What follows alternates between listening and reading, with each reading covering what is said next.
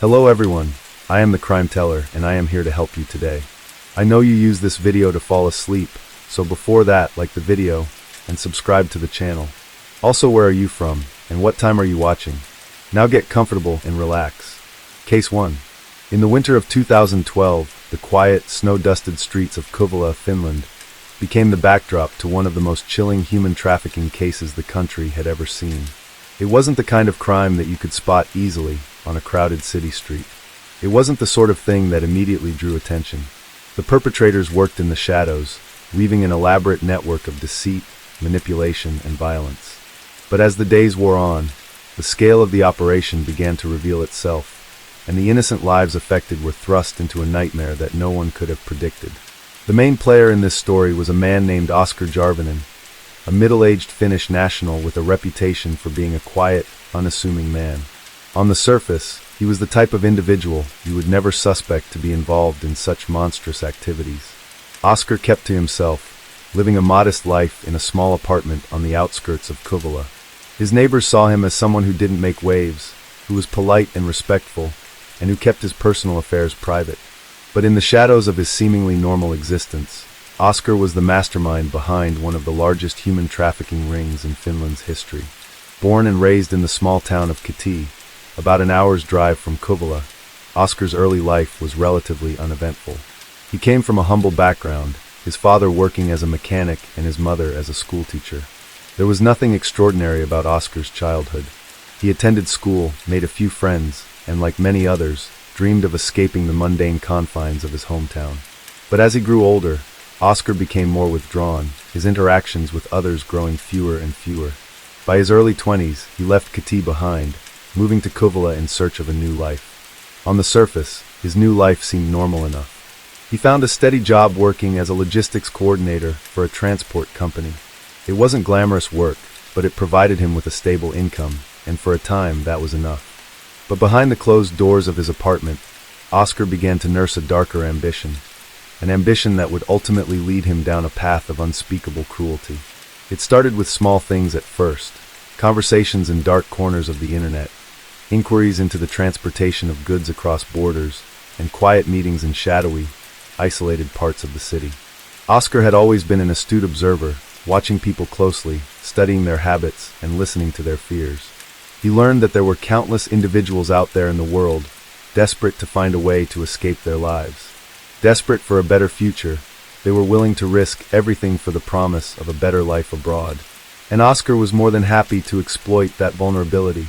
He didn't operate alone. Behind Oscar stood a network of facilitators, recruiters, and fixers, people who had their own reasons for being involved in the operation.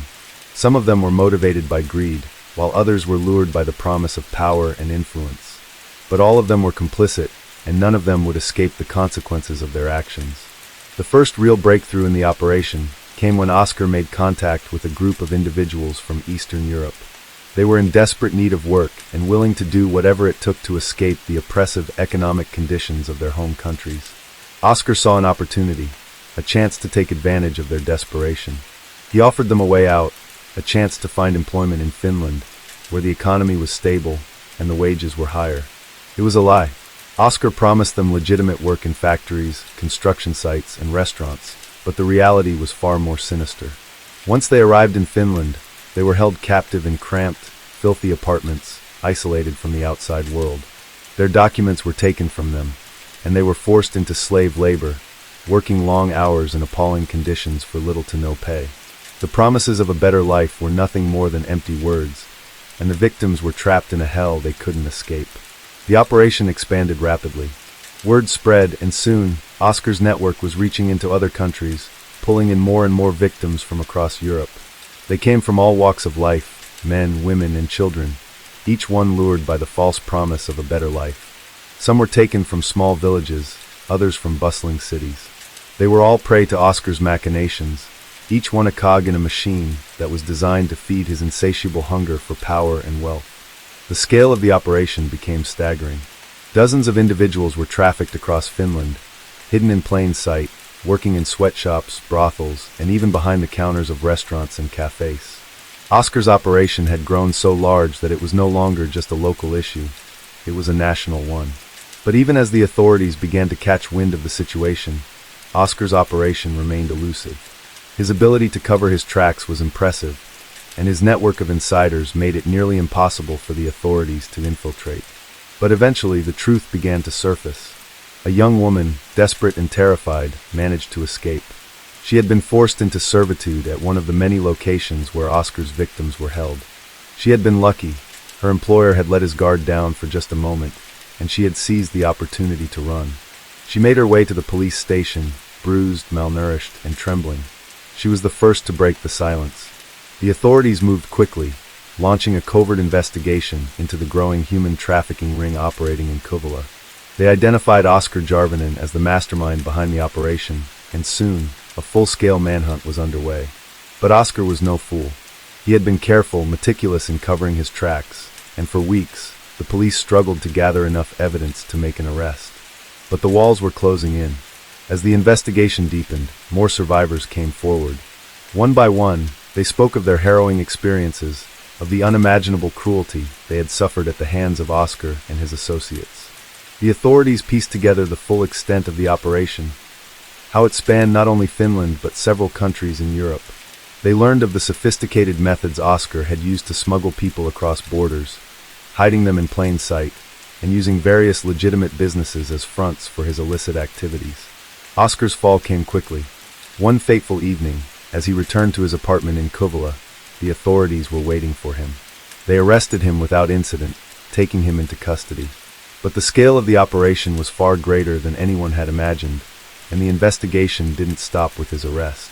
It continued for months, as the police worked tirelessly to unravel the web of corruption and deceit that had allowed Oscar's trafficking ring to flourish for so long. The investigation began quietly, with only a few law enforcement officers aware of what was unfolding beneath their noses. But as they gathered more evidence, the scope of the human trafficking ring became clearer. At the heart of it was a man named Mikko Rashio, a Finnish national with a small-time criminal background. Mikko had always operated on the fringes of legality, but it wasn't until his involvement in the Kuvula operation that he found his true calling as a criminal mastermind. Rashio wasn't someone who attracted much attention. His background was humble, working various odd jobs throughout his life, moving from one city to the next, trying to outrun his past mistakes. But he was cunning. He knew how to keep a low profile while executing high-stakes operations. His familiarity with the dark corners of the European underworld made him the perfect candidate to coordinate the trafficking of vulnerable individuals across borders. He had connections everywhere, from corrupt officials to underground networks spanning across Eastern Europe, Russia, and even as far as Asia. His network was vast, secretive, and above all profitable. The victims, often tricked into believing they were promised work or a better life in Finland, were funneled through Kuvula, where Mikko's operation provided a horrifying gateway to the rest of Europe. Rashio didn't operate alone, of course. He had a small but dedicated team that helped him manage the logistics of the operation. These were people who shared his willingness to turn a blind eye to the suffering of others, all for the sake of profit. Some of them had been with him for years. Others were new recruits looking to make their way up in the criminal world.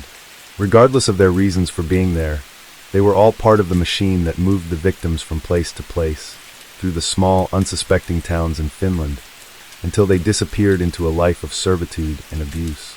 But, as with all criminal enterprises, the bigger the operation, the more difficult it was to keep it hidden. What Mikko failed to realize was that his success had caught the attention of more than just his business rivals. The authorities, though initially slow to act, had begun to notice the patterns in the reports of missing people. The disappearances were not isolated incidents, they were connected. They were a trail that led straight to Mikko Rashio. It wasn't long before undercover officers were assigned to infiltrate the operation. Slowly, the pieces of the puzzle began to come together. Rashio's network extended far beyond what the police had initially suspected. What seemed to be a small, localized problem in Kuvula turned out to be a major hub for human trafficking, reaching across multiple countries and involving an international syndicate. The first major break came when authorities intercepted a shipment of victims. The smugglers, unaware that they were being watched, tried to move a group of individuals across the Finnish border under the guise of legitimate travel documents. However, the authorities had caught wind of the operation. A high-speed chase ensued, culminating in a dramatic arrest. Several of Mikko's associates were detained, and in the chaos that followed, the full extent of his operation was revealed. From that moment on, the investigation intensified. Officers pored over the evidence, combing through intercepted communications, surveillance footage, and the testimonies of those who had managed to escape Rashio's grip. The picture that emerged was one of sheer horror. Men, women, and children from all walks of life, their hopes and dreams dashed, sold into lives of labor, exploitation, and despair. As the investigation moved forward, the scale of the operation became more and more chilling. Mikko Rashio's involvement was deeper than anyone had first suspected. His criminal network didn't just consist of small-time criminals and local thugs. It stretched across entire regions, even continents. There were whispers of a secretive group operating out of Eastern Europe, individuals skilled in the art of smuggling people in and out of countries, with little regard for the humanity of those they trafficked. These people were often tricked into believing they would find work in a foreign land, a job that would provide a better life. The most vulnerable were lured with promises of higher wages, new opportunities, and escape from their difficult circumstances. What they didn't know was that they were being sold into a far darker reality, one of forced labor, sexual exploitation, and in some cases even worse. As the evidence continued to pile up, the Finnish police began to realize that Kouvola was not the only place in Finland where these operations were taking place. Rashio's network was sprawling, with nodes in several key cities, including Helsinki, Turku, and Tampere. Each city had its own system for funneling people into the traffickers' hands, though Kouvola had become the central hub. By the time the police were able to fully track Rashio's operations, Mikko had vanished. He had gone to ground, moving quickly between various safe houses and contacts. His absence didn't signal the end of the trafficking network, though. The operation continued, undeterred by Rashio's disappearance. Those in charge now had to cover their tracks even more carefully, knowing the authorities were closing in. But it wasn't just Mikko Rashio who needed to be captured. As the investigation deepened, the officers discovered that many of the people involved in the trafficking ring were not local Finns, but foreign nationals with ties to organized crime syndicates in Eastern Europe. Some had even worked with Rashio in the past, serving as middlemen or coordinators. Many were thought to have been recruited by the traffickers under duress, forced into helping with the operation for fear of their own lives or the lives of their families. It took months for law enforcement to piece together the full picture. In the meantime, the survivors, those who managed to escape the horrors of their captivity, were brought in for questioning. Their stories were harrowing, each more disturbing than the last. There were accounts of physical abuse, emotional manipulation, and brutal exploitation. But there were also moments of incredible resilience. Despite everything that had happened to them, many survivors were determined to help bring down the people who had stolen their freedom. As the survivors were interviewed, they painted a picture of the trafficking operation that was almost too disturbing to comprehend. The victims were transported across international borders, hidden inside trucks, shipping containers, and even beneath the floors of passenger cars. They were often kept in deplorable conditions, crowded, hungry, and terrified, as they were moved from one location to the next. The traffickers went to great lengths to ensure that no one would ever escape. But escape was possible. Some of the survivors had managed to break free, either by overpowering their captors in moments of opportunity, or by gaining the trust of sympathetic individuals within the network who were willing to help them. These brave souls were the ones who provided the authorities with the crucial information needed to take down the operation. They were the unsung heroes of the investigation, their courage allowing law enforcement to move in with precision and speed. One of the most critical pieces of information came from a woman named Maria. She had been trafficked from Moldova under the false pretense of a job in Finland. When she arrived in Kouvola, she was immediately separated from the other victims and forced into a grueling work schedule at a local factory. There, she was subjected to physical abuse and forced to work long hours with little rest or food. But Maria had managed to escape. She was hidden by a sympathetic factory worker who had witnessed the abuse but was too afraid to speak out. With the help of a few key individuals, Maria had made her way to the Finnish police. Her testimony would be vital in unraveling the network that Mikko Rashio had built. As the investigation gained momentum, the complexities of the human trafficking ring were revealed layer by layer. It was becoming increasingly clear that this was not an isolated operation. It was part of a much larger web of organized crime spanning multiple countries. The police had begun to identify patterns in the movements of the trafficked individuals, linking them to various cities and transit points. The scale of the operation was staggering, and the more they uncovered, the darker the picture became. The authorities had started working with international law enforcement agencies, including Europol, to connect the dots. The traffickers were operating with a level of coordination and sophistication that suggested they had been in business for a long time. They had well-established routes for smuggling people, safe houses scattered across different countries, and even a system of forged documents that allowed them to move victims across borders with minimal risk of detection. The Finnish police, along with their international counterparts, had to act quickly. They knew that every day they delayed, more lives were at risk. The traffickers were ruthless, and they wouldn't hesitate to dispose of those who were no longer useful to them. It was a race against time. In the midst of this unfolding chaos, Mikko Rashio remained elusive. Despite the mounting evidence against him, he seemed to have vanished without a trace. The police were unsure of his whereabouts, but they suspected that he had gone underground, using his network of contacts to hide from law enforcement. His disappearance only added to the urgency of the operation. Rashio was a key figure, and if he wasn't brought to justice, the entire trafficking ring could slip further into the shadows. However, even without Rashio's direct involvement, the authorities had gathered enough evidence to take action. They had identified key locations used by the traffickers to house victims, and plans were made for coordinated raids across the country. These locations were often disguised as legitimate businesses, restaurants, factories, and warehouses, but behind their doors, a different world existed. A world where human lives were commodified and exploited for profit. The day of the raids arrived, and law enforcement from across Finland mobilized. The police descended on the locations with precision, raiding the safe houses and freeing the victims who had been trapped there. The survivors were overwhelmed with emotion as they realized they were free, some collapsing into the arms of officers, while others could only stare in disbelief at the life they had been given back. The scenes were emotional, filled with both relief and trauma. For many, it was their first taste of freedom in months or even years. But even as the survivors were taken to safety and medical personnel tended to their needs, the work was far from over. The traffickers who had been captured were interrogated, but they were tight-lipped. They had been trained to withstand questioning, and many had been conditioned to never reveal anything about their network. It was clear that bringing down the entire operation would take more than just these raids. It would require a sustained effort and a relentless pursuit of the remaining members of the syndicate.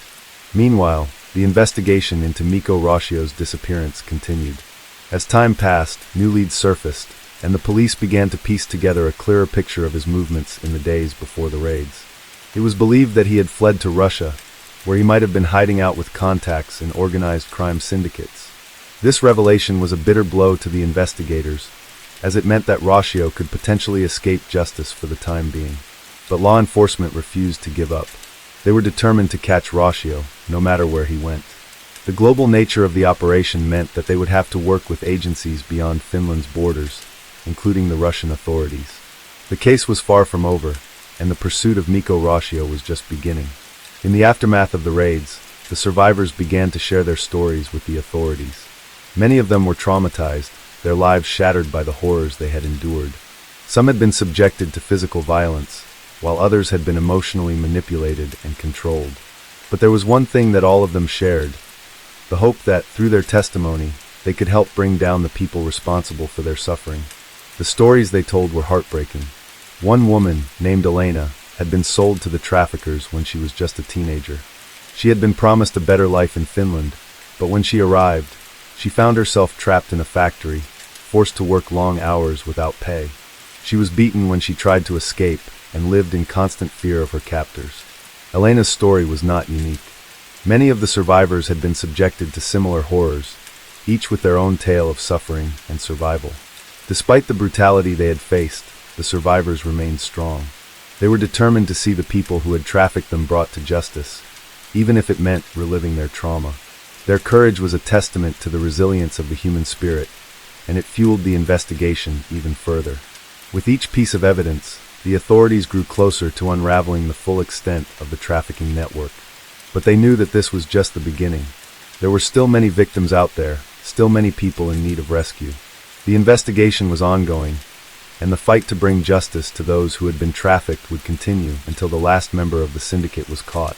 As the days turned into weeks, and the weeks into months, the police worked tirelessly to track down every lead.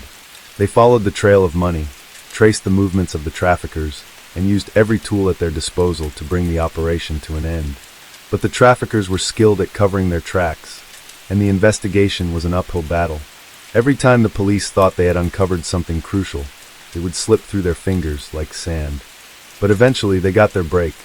A key informant came forward, someone who had been working for the traffickers but had grown disillusioned with the operation. This individual had crucial information about the inner workings of the syndicate, including the identities of several key members and their locations. The police used this information to launch another series of raids, this time focusing on international locations.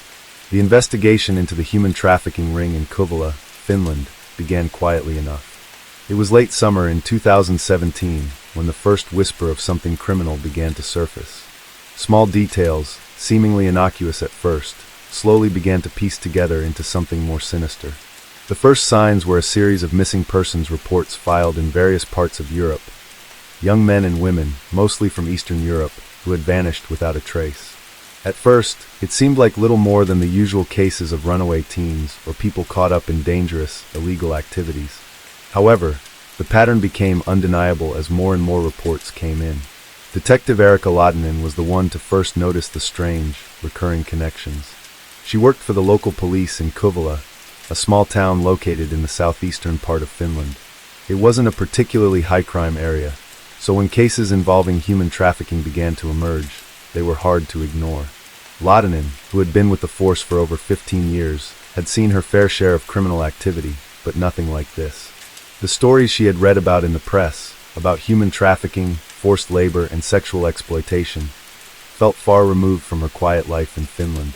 But as the reports began piling up, she realized that there was something much larger at play, something far closer to home than anyone could have imagined. The breakthrough came when Lahtinen discovered that several of the missing persons had been in contact with an organization called Valava Solutions. The name was unremarkable, almost mundane, and there was very little information available on the group. What Lahtinen found, however, was a pattern of people traveling from one country to another, their movements seemingly dictated by a few individuals, men and women who operated with precision, almost like a shadow network. The real breakthrough came when Lahtinen traced one of these individuals, a man named Victor Korhonen.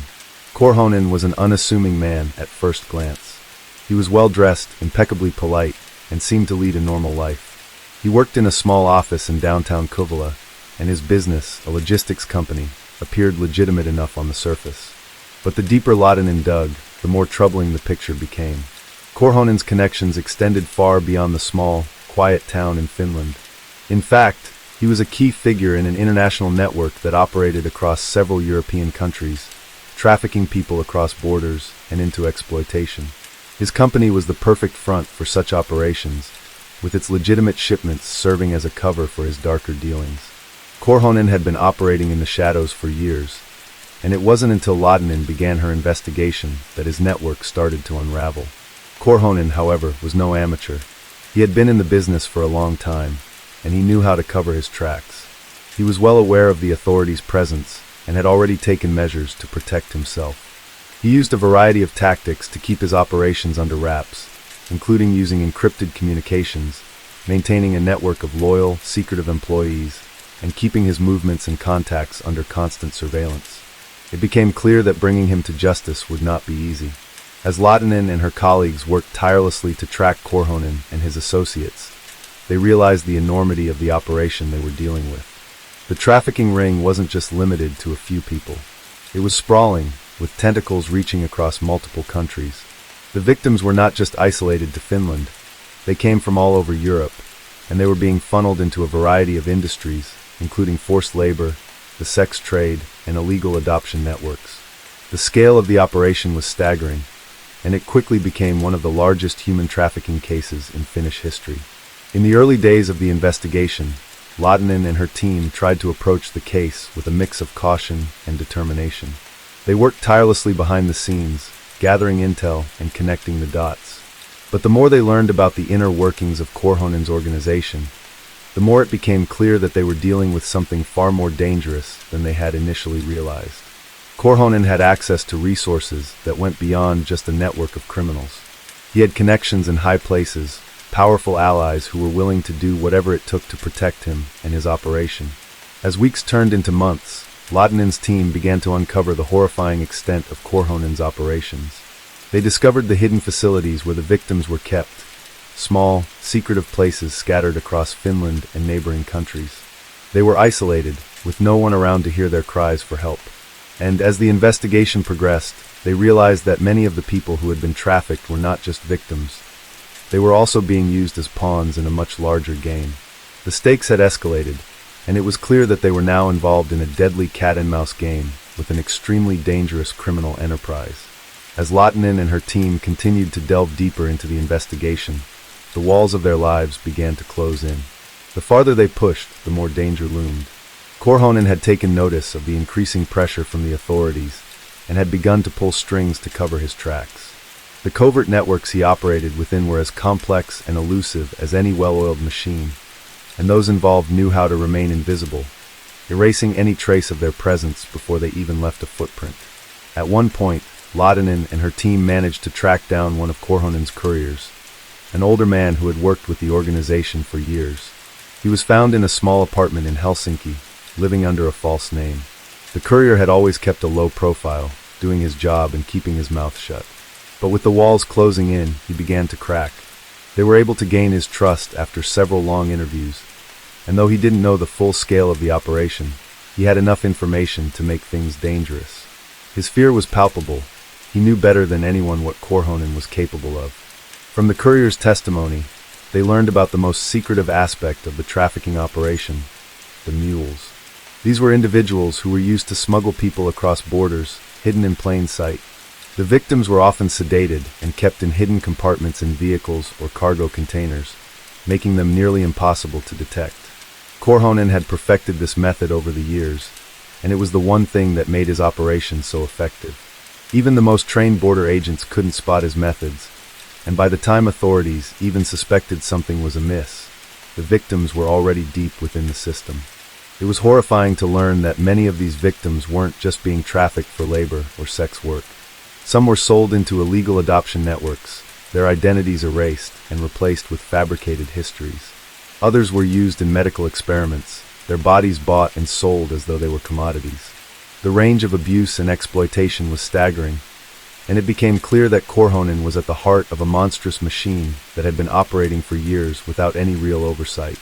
He had crafted his network so meticulously that no one, not even the most sophisticated agencies, had been able to infiltrate it. The next breakthrough came when Latinen received a tip about an upcoming shipment. It was a large transport, moving across the Finnish border into Russia. The cargo was listed as furniture on the shipping manifest, but Latinen's gut told her something wasn't right. She and her team set up a surveillance operation, monitoring the transport's every move. It wasn't long before they spotted the first red flags, unusual stops, changes in the vehicle's route, and suspicious behavior at various checkpoints. Latinen ordered a full investigation, and the team worked around the clock to prepare for the operation. As the shipment neared the border, Latinen knew that this would be the moment that would determine the success of the entire investigation. If they could intercept this shipment, they could bring down Korhonen and his entire network. But if they failed, the consequences would be dire. The people they were trying to save were on the line, and they were running out of time. The operation was set into motion, with multiple police units positioned along the route. Latinen's team monitored every aspect of the transport as it drew closer to its final destination. They were ready for any eventuality, and they knew that this could be their only chance to catch Korhonen in the act. But as the convoy reached the border, things took an unexpected turn. The vehicles abruptly changed course, veering off the main road and into the dense forest of southeastern Finland. It was clear that Korhonen had gotten wind of the investigation, and he was prepared to take drastic measures to protect his operation. Latinen's team scrambled to adapt to the sudden change in direction, racing to catch up with the convoy as it disappeared into the wilderness. It wasn't long before they realized they were being led into a trap. The convoy had been intentionally rerouted to a secluded area where they would be difficult to reach. The operation had become a game of cat and mouse, with Korhonen's network staying one step ahead at every turn. It was a dangerous game. Latanen and her team fought to stay on the convoy's trail, but the forest was dense, the terrain treacherous. They had no choice but to pursue on foot, hoping to intercept the convoy before it disappeared into the night. The pressure mounted as time ticked away, and every moment felt like it could be their last. As they trekked deeper into the forest, the air grew thick with tension. Latanen's senses were on high alert, her every instinct telling her that they were walking into something far darker than they had anticipated. The sound of the convoy's engines grew faint as they approached the hidden drop-off point. The team crept silently, their movements deliberate and cautious. But then, suddenly, there was a flash of movement up ahead, dark figures darting through the trees. The convoy had stopped, and the operation was about to begin. Latanen gave the signal for her team to advance. They rushed forward, weapons drawn, but before they could make contact, a series of gunshots rang out, echoing through the forest. Chaos erupted in an instant. Latanen ducked behind a tree, narrowly avoiding a bullet. The air was thick with the sound of gunfire, and the forest seemed to close in around them. The convoy had been ready for an ambush, and now, the fight for survival had begun. Latanen's heart raced as she tried to make sense of the situation. They had walked into a trap, one that they might not survive. The gunfire continued, and Latanen realized just how desperate Korhonen and his people were to protect their operation. She motioned for her team to spread out, trying to flank the convoy and cut off their escape route. But the terrain worked against them. The forest was dense, and every step felt like it took them farther from safety. The figures in the shadows were well trained, moving with precision and skill. It was clear that this was not just a trafficking ring. It was an organized military-style operation, and Korhonen had men willing to fight to the death for him. Case 2. In the early months of 2021, authorities in Utah stumbled upon one of the largest human trafficking operations the state had ever witnessed. It began when a routine investigation into smuggling routes across the border escalated into a high-profile case that eventually revealed the scale of exploitation occurring behind closed doors in the heart of the American West. At the center of this operation was a man known to those in the illegal trade as Victor Torres, a seemingly innocuous individual who lived under the radar in the small town of St. George, Utah. Torres had lived a quiet life, or at least that's what his neighbors thought. A man in his mid-40s, he was a mechanic by trade, working in a local garage for over a decade. He had an unremarkable presence in the community and seemed to live an ordinary life. But beneath the surface, Victor Torres was anything but ordinary. He was a key player in an international human trafficking syndicate that had been operating across the southwestern United States, with Utah serving as one of its primary hubs. He had managed to elude suspicion for years, operating in the shadows, using his trusted connections to build a network of deceit that spanned across borders. Torres had begun his criminal activities in the early 2010s when he became involved with a group that trafficked people for forced labor. Initially, his role was modest, but his skills as a mechanic provided him with a cover, allowing him to operate under the radar. As time went on, Torres became more deeply involved, eventually rising to a position of power in the syndicate. By the time law enforcement had caught wind of his activities, Torres had built a complex network of safe houses, transport routes, and a vast network of recruiters who lured victims into his operation. The first signs that something was amiss came in 2020 when local law enforcement noticed a series of unexplained disappearances in Utah. Migrant workers, often undocumented, had been vanishing without a trace, and several individuals had been found in the desert, disoriented and suffering from severe dehydration. These individuals spoke of being forced to work in the state's construction and agricultural industries, often in dangerous and abusive conditions. Their stories were eerily similar. Promised work in the United States with a decent wage, only to find themselves trapped in squalid conditions, working long hours for little pay, and subjected to constant threats of violence if they tried to escape. The situation became a matter of great concern for local authorities, who immediately began piecing together the information that would eventually lead them to Torres. In the early stages of the investigation, it became clear that Torres had established a sophisticated system for recruiting victims, most of whom were from impoverished countries in Central and South America. Using a network of shady recruitment agents, he promised victims jobs in the United States, mostly in manual labor or domestic work. Once they arrived, however, their passports and documents were confiscated, and they were forced into grueling, dangerous work without any way to escape. Torres had cultivated a reputation as a ruthless leader, with a network that used fear, intimidation, and violence to keep victims in line. It was not just about forced labor, though. Torres had expanded his operation to include sex trafficking as well. His victims, especially young women, were sold into the underground sex trade, where they were forced to perform in brothels, strip clubs, and private residences. It was an insidious system that preyed upon the vulnerable, exploiting them in ways that were unimaginable to most people. These women were often held in isolation, their every movement controlled by the people who worked for Torres. They were given little to no food, beaten for the smallest infractions, and left in constant fear of retribution. The human suffering that Torres' operation caused was immeasurable, and his ability to evade capture for so long was a testament to the organization he had built. As the investigation continued, the authorities learned of the complex logistics behind Torres' operation. He had a network of trusted drivers, safe houses, and even legitimate businesses that he used as fronts for his illicit activities. He would often send his victims across state lines in the backs of cargo trucks, hiding them among shipments of goods, while making sure to avoid checkpoints and law enforcement patrols. His ability to move people across the country without raising suspicion was a skill that few other traffickers could replicate. Torres was careful and calculated, never taking unnecessary risks, and always staying one step ahead of those who were trying to bring him to justice. In the months that followed, the investigation gained traction as more victims were found and more evidence was uncovered.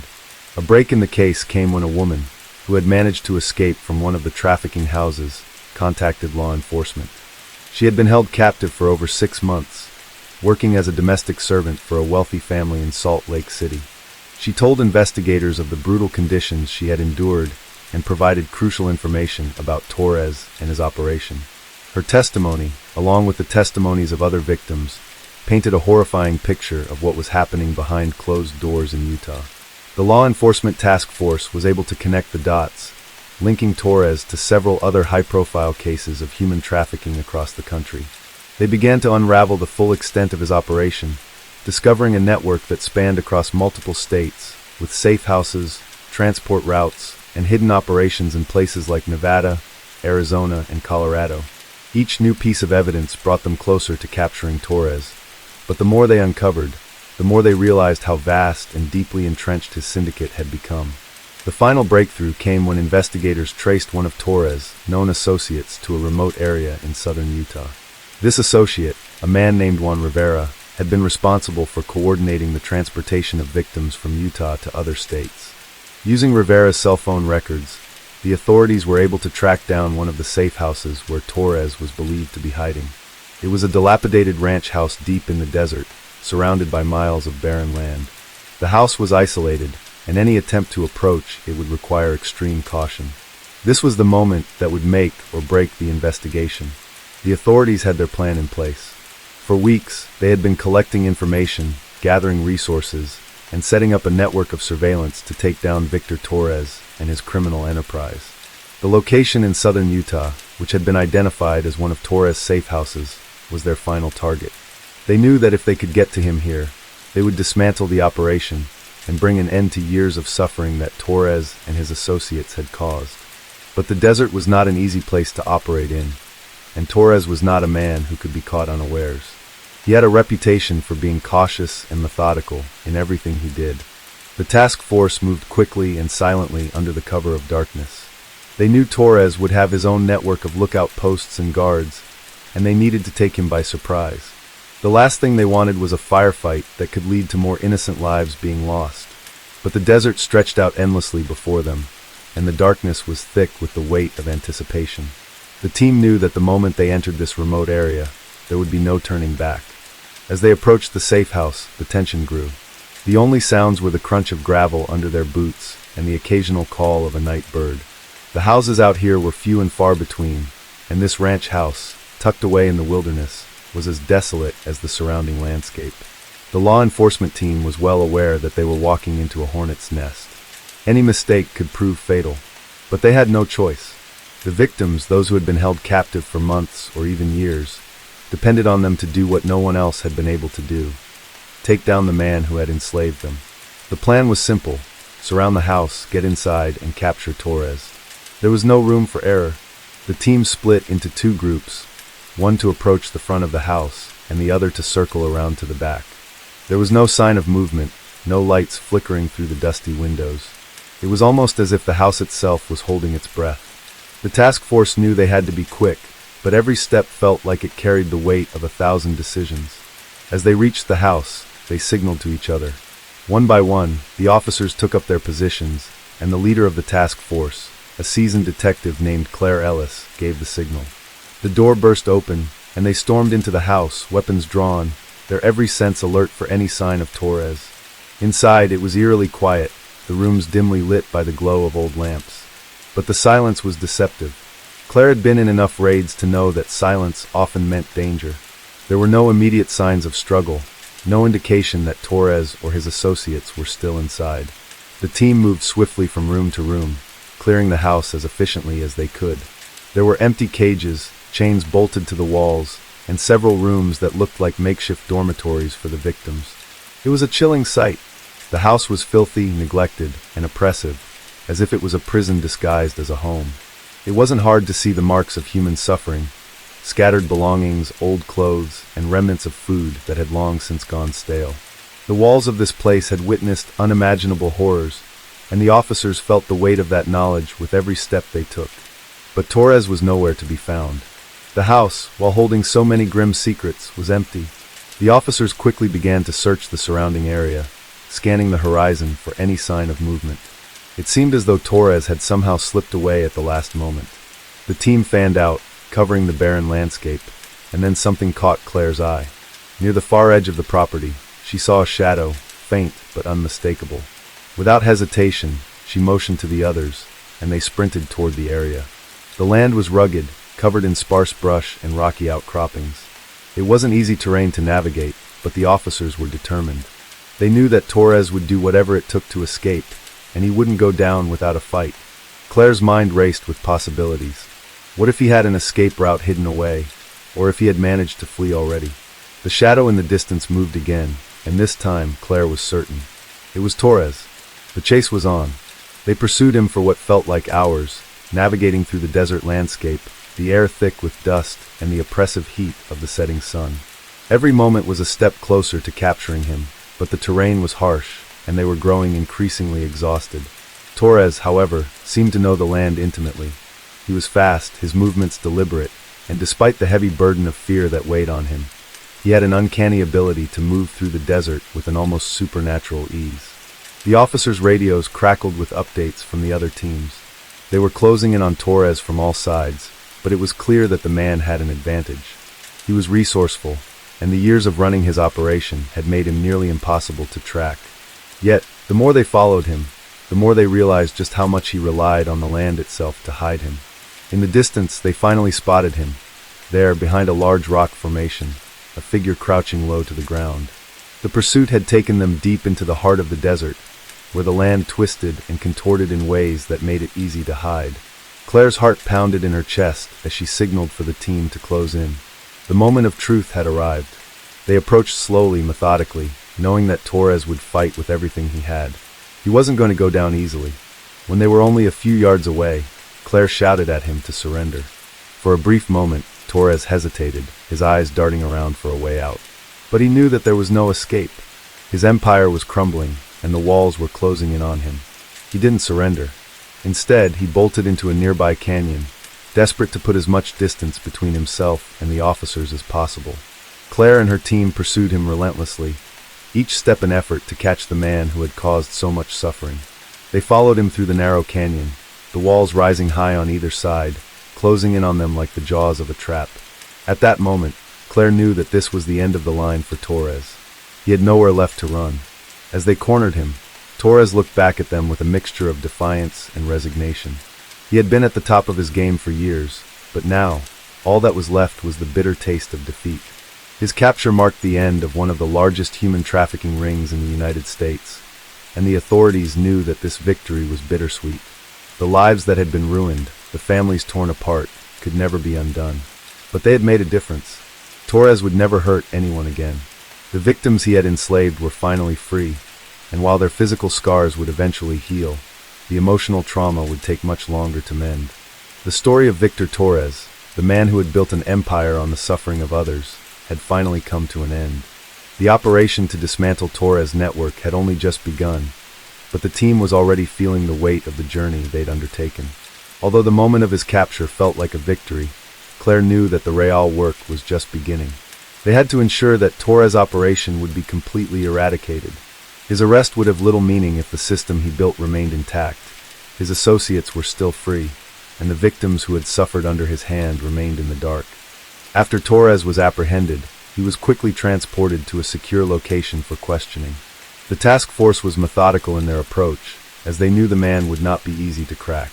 Over the years, he had built an empire by maintaining tight control over every aspect of his operation. He had associates embedded in various parts of the country, people who had likely been in his employ for years. But Torres had grown arrogant, comfortable, and confident, thinking that he could outrun justice forever. He was wrong. The investigation that had led to his capture was a joint effort between multiple law enforcement agencies, each with a specific role to play. But this case wasn't just about taking down one man. It was about wiping out a deeply entrenched criminal organization that spanned multiple countries. As the weeks passed, the task force continued to investigate, uncovering more about the scope of Torres' operations. It was quickly revealed that his operation wasn't limited to Utah. It stretched across the country and beyond. Torres was not a lone wolf. He had a vast network of collaborators, many of whom were operating in plain sight, hidden within various legitimate businesses. It wasn't just human trafficking that Torres was involved in. His empire also included weapons smuggling, drug trafficking, and even arms dealing. His criminal empire was vast, and it had taken years for law enforcement to gather enough evidence to bring him to justice. Claire spent countless hours poring over the case files, working alongside investigators from different agencies, trying to piece together the full extent of the operation. It was a slow and tedious process. Every lead they followed seemed to branch out into a dozen more, and each piece of evidence they uncovered only opened up new avenues of investigation. It was a delicate balance. Too much exposure could jeopardize the entire case. They had to proceed with caution, knowing that the people they were targeting were dangerous, experienced, and ruthless. As Claire worked tirelessly, the victims Torres had enslaved were being taken into protective custody. They were offered safe houses, medical care, and psychological counseling. Many of them had been in the system for so long that they didn't even know how to begin rebuilding their lives. They had been through unspeakable horrors, and the road to recovery was going to be long and difficult. But they were finally free, and that was the most important thing. While the victims' recovery was paramount, Claire couldn't help but think about how much damage had been done in the years Torres had operated unchecked. The number of families that had been destroyed, the lives ruined. It was a staggering thought. She had seen it all before, but never to this extent. She knew the people who suffered because of Torres' actions would never truly heal. The trauma they carried with them would follow them for the rest of their lives. It was a harsh reality, but one that Claire was all too familiar with. In the weeks following Torres' arrest, the full scale of his operation began to emerge. Law enforcement had found dozens of other locations across the country that had been used to store and transport victims. Some were warehouses, others were small, isolated homes, but they all served the same purpose: to keep the victims hidden away from the world. Each of these locations was a potential crime scene, and each required a meticulous investigation.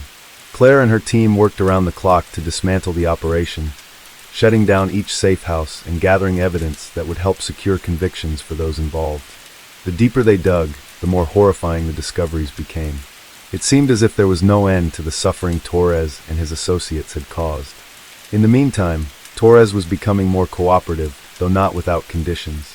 He had already made it clear that he would not reveal everything, but he was willing to provide some information in exchange for leniency. Claire had heard the same story from criminals countless times before, and she wasn't about to fall for it. They needed his network to unravel, and they needed him to give them the names of the people who had worked with him, the ones still out there, operating under the radar. As the investigation progressed, the task force began to see the true depth of Torres' influence. The man had established ties with powerful individuals in various industries, including law enforcement, politics, and business. It was a network built on secrecy, deception, and manipulation. These were the kinds of people who could disappear without a trace, who could erase any evidence of their involvement in Torres' operation. They were a formidable enemy, and the task force was beginning to feel the pressure. But Claire wasn't one to back down. She had seen too much to give up now. She had made a promise to the victims that she would do everything in her power to see justice served, and she intended to keep that promise. She knew that Torres was only the beginning. There were bigger fish out there, people who had far more to lose than he did, and it was those people who would prove to be the most dangerous. The weeks turned into months, and the task force began to make significant progress. They were able to track down several of Torres' key associates, and many of them were arrested and brought to trial. It was a slow and methodical process, but it was working. One by one, the pieces of Torres' criminal empire were falling apart.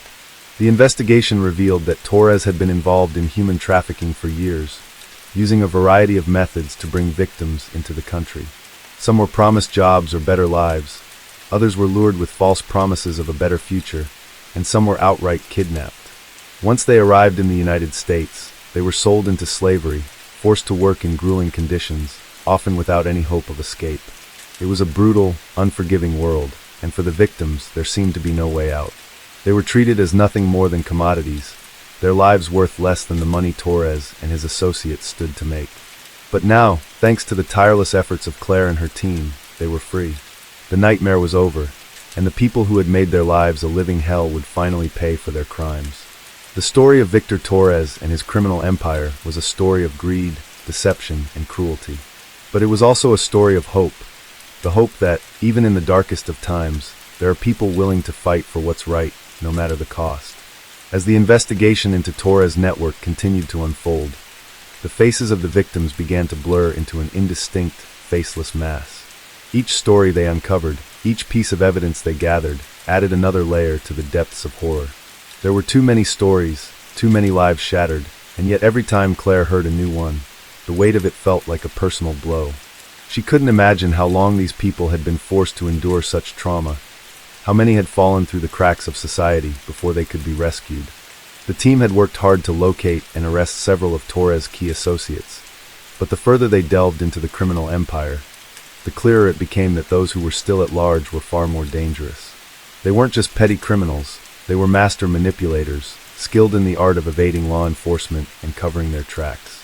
They used false identities, fake paperwork, and forged documents to disguise their activities, making it nearly impossible for anyone to trace their connections. And they had money, lots of it. Torres was just the tip of the iceberg.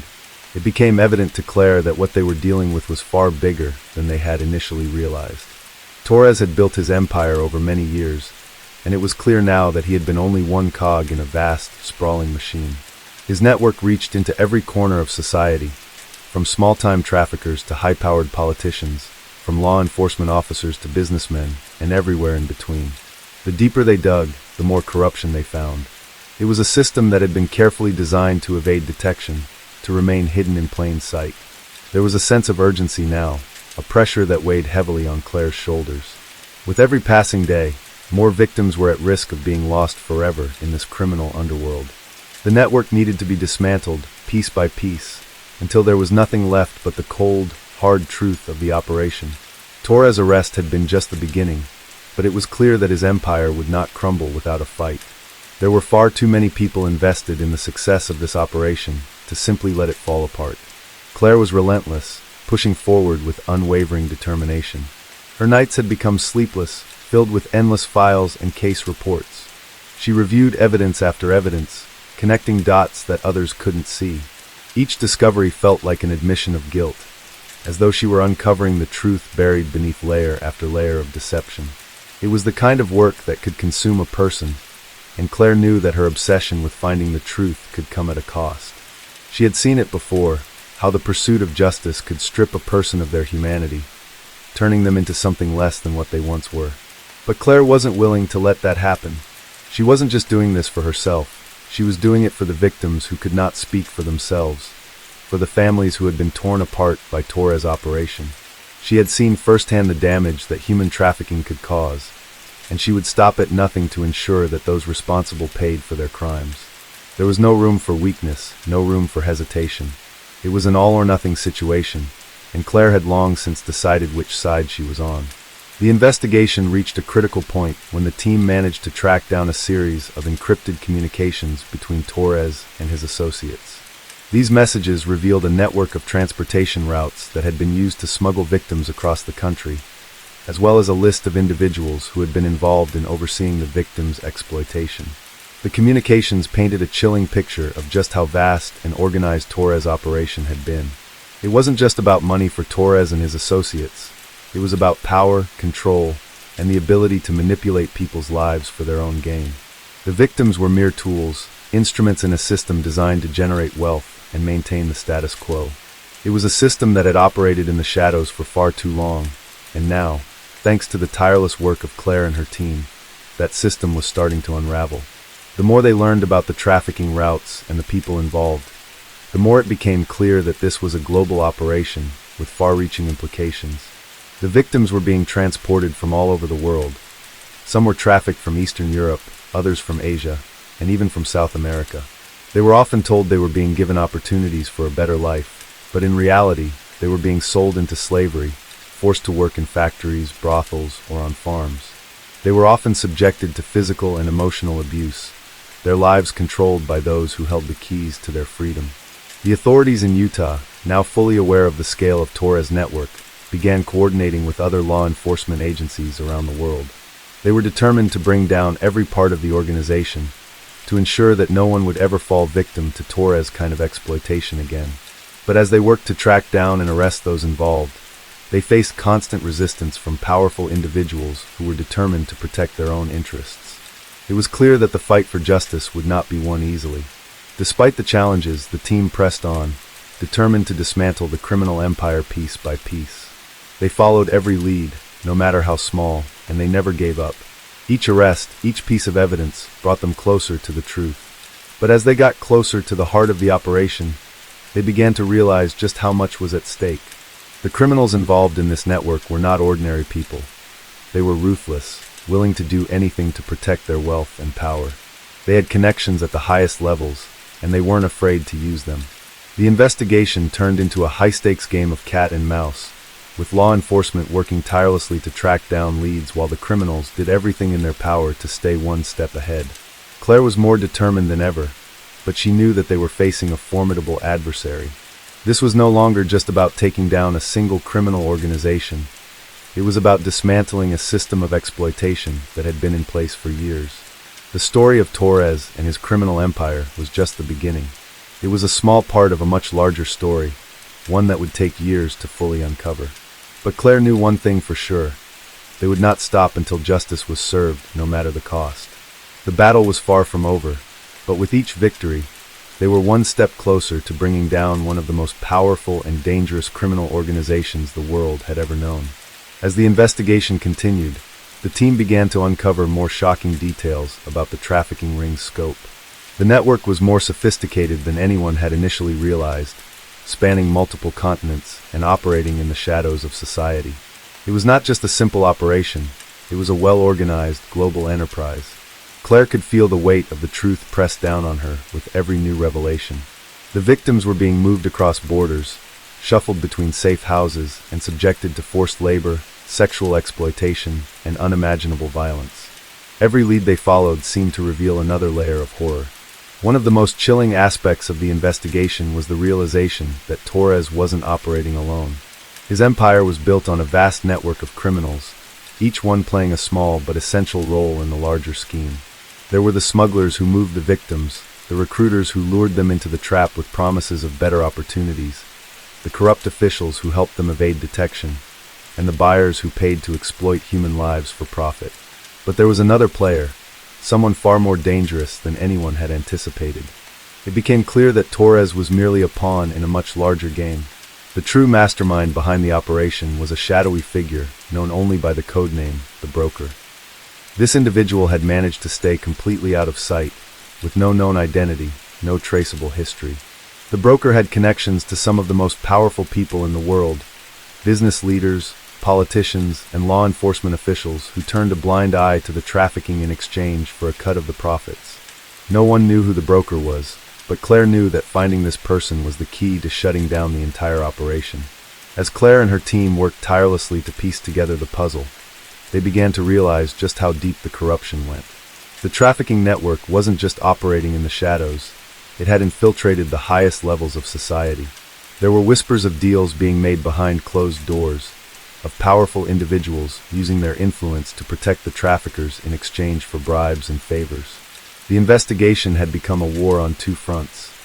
Not only were they fighting to expose the criminals responsible for trafficking humans, but they were also fighting against a system of corruption that had allowed this operation to thrive for so long. The sense of urgency grew with each passing day. Claire could feel the pressure mounting as they uncovered more and more evidence of the vast scale of the operation. She knew that time was running out to stop the trafficking ring before more lives were destroyed. But as they closed in on the broker, Claire began to notice something strange. There were subtle signs that someone within their own team might be leaking information.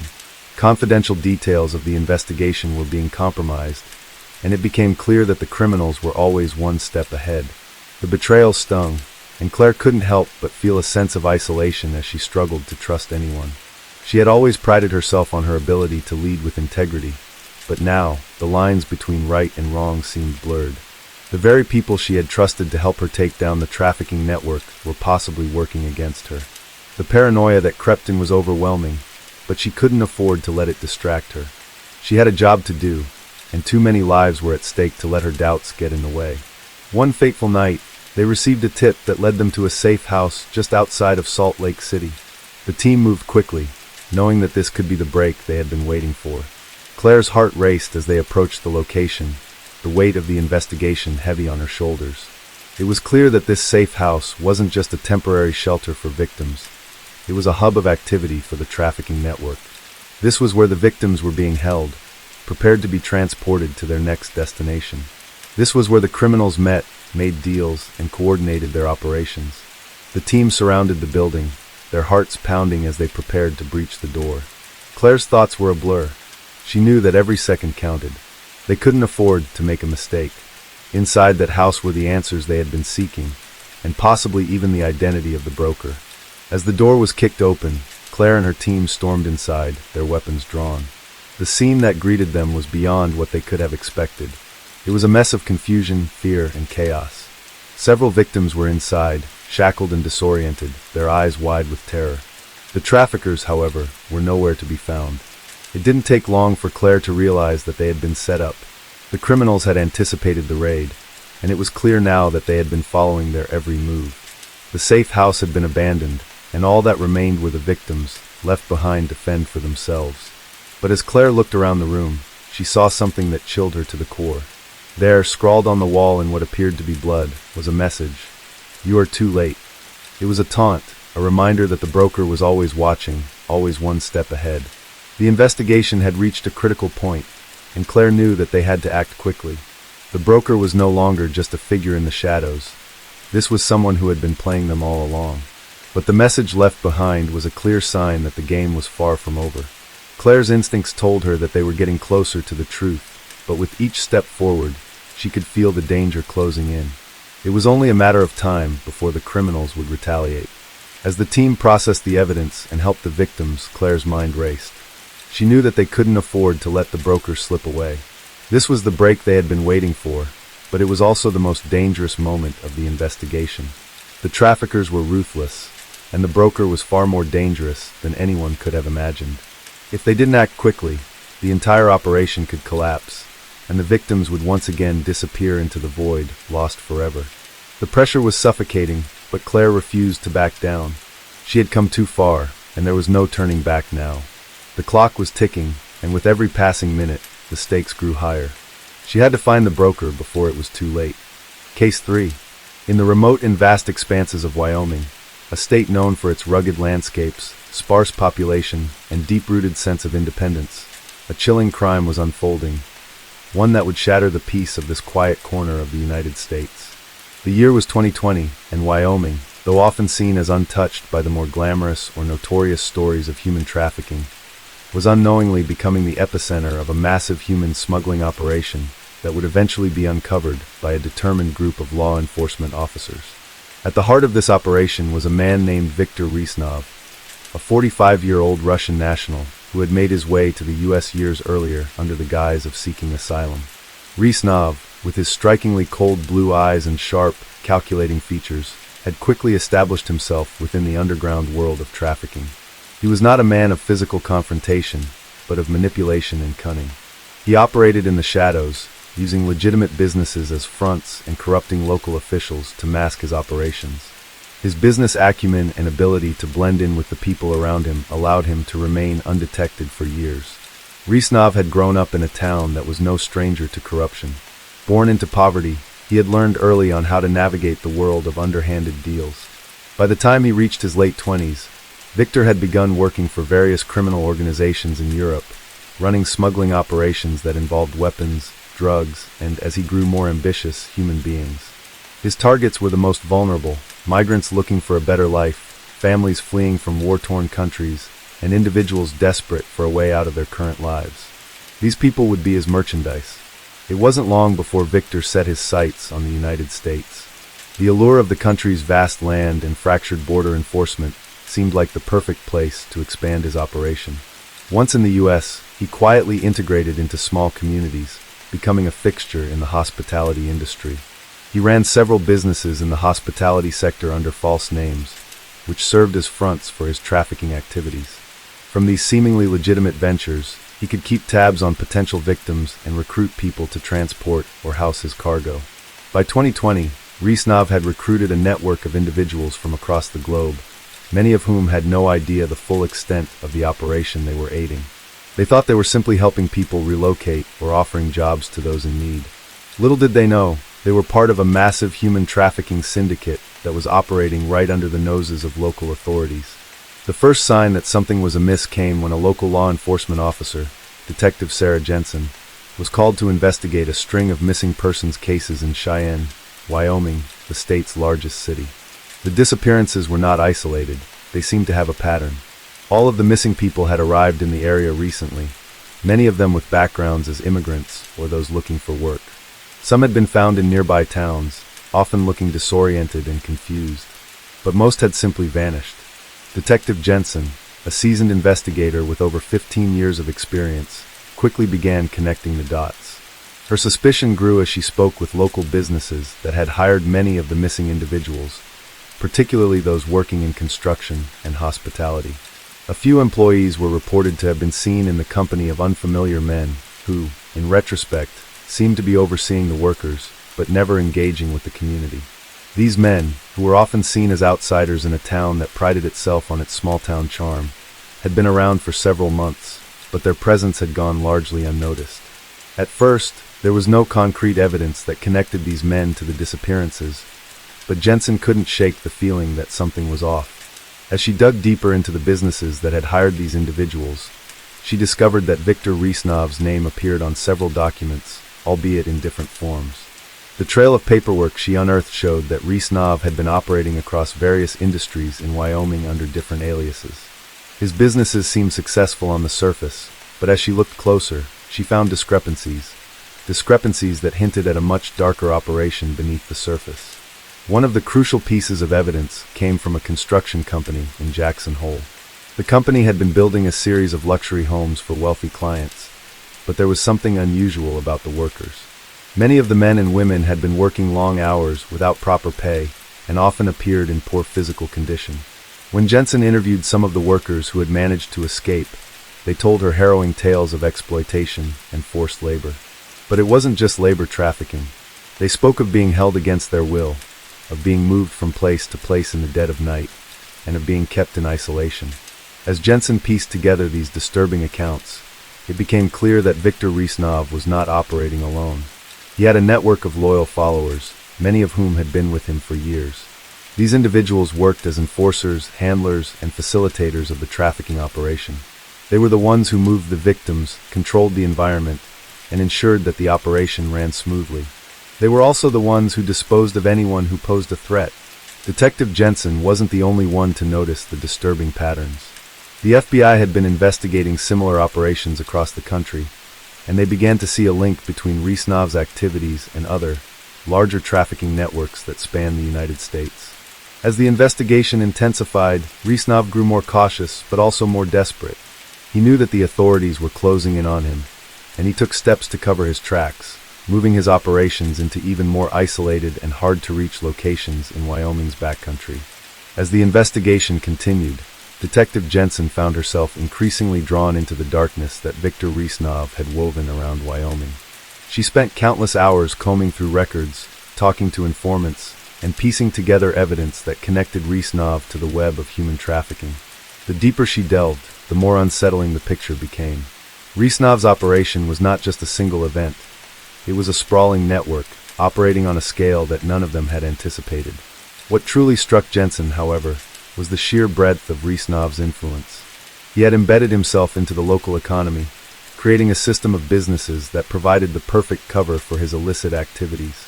One by one, Jensen followed the trail from the construction companies to a series of hotels and motels, each one registered under different names, with workers coming and going, but rarely staying for long periods. Most of these businesses had legitimate customers, but they also served as holding centers for the people Rnav smuggled in from across the globe. The victims were often brought to these places under the pretense of receiving work, but once there, they were trapped. They were told that they owed massive debts to the organization, debts that could only be paid off through endless hours of labor, with no hope of escape. Some were made to work in the hotels, others in construction, while a few were forced into more nefarious activities, including sex work. The worst part was that these individuals had no idea where they were. They were cut off from their families and friends, isolated in small towns where no one would suspect the horrors taking place behind closed doors. At first, the FBI wasn't sure whether to assign resources to a case in Wyoming, considering the state's relatively low crime rate. However, as the evidence mounted, the gravity of the situation became undeniable. The case had already reached national attention, and the pressure to act was mounting. It was no longer just a local investigation. It was part of a larger, more intricate web of trafficking that stretched across the country. The U.S. government had already been investigating other human trafficking networks, but Rnav's operation stood out because of its scale and sophistication. As Jensen and her team followed the evidence trail, they came across a warehouse in a remote part of the state, hidden deep in the foothills. The building was an industrial facility, registered to a fake company, and operated almost entirely at night. It was here that Viktor Rnav coordinated the movement of people, often with the help of his enforcers. They would pick up victims from various locations, transport them in unmarked vans, and bring them to the warehouse where they would be held until they were sent off to one of the other locations. Jensen, along with a team of local law enforcement officers, arranged for surveillance of the warehouse. For weeks, they watched as individuals were brought in, some of them disoriented and frightened, others looking resigned to their fate. The authorities could see that the victims were being shuffled in and out of the building, but they had no concrete evidence of what was going on inside. Rnav was smart. He used his connections to ensure that no one who could blow his cover ever got too close. He kept his distance, allowing his lieutenants to handle the day-to-day operations. But then came a break in the case. One evening, a man named Antonio Morales, a former member of Rnav's organization, walked into the Cheyenne police station with information that would change everything. Antonio had been part of the smuggling operation for nearly 2 years, but over time, he had grown disillusioned with the lifestyle. His conscience began to weigh heavily on him, and after a series of events in which he saw firsthand the abuse of women and children in the trafficking network, he could no longer live with himself. Fearing for his own life, he decided to come forward and tell the authorities everything.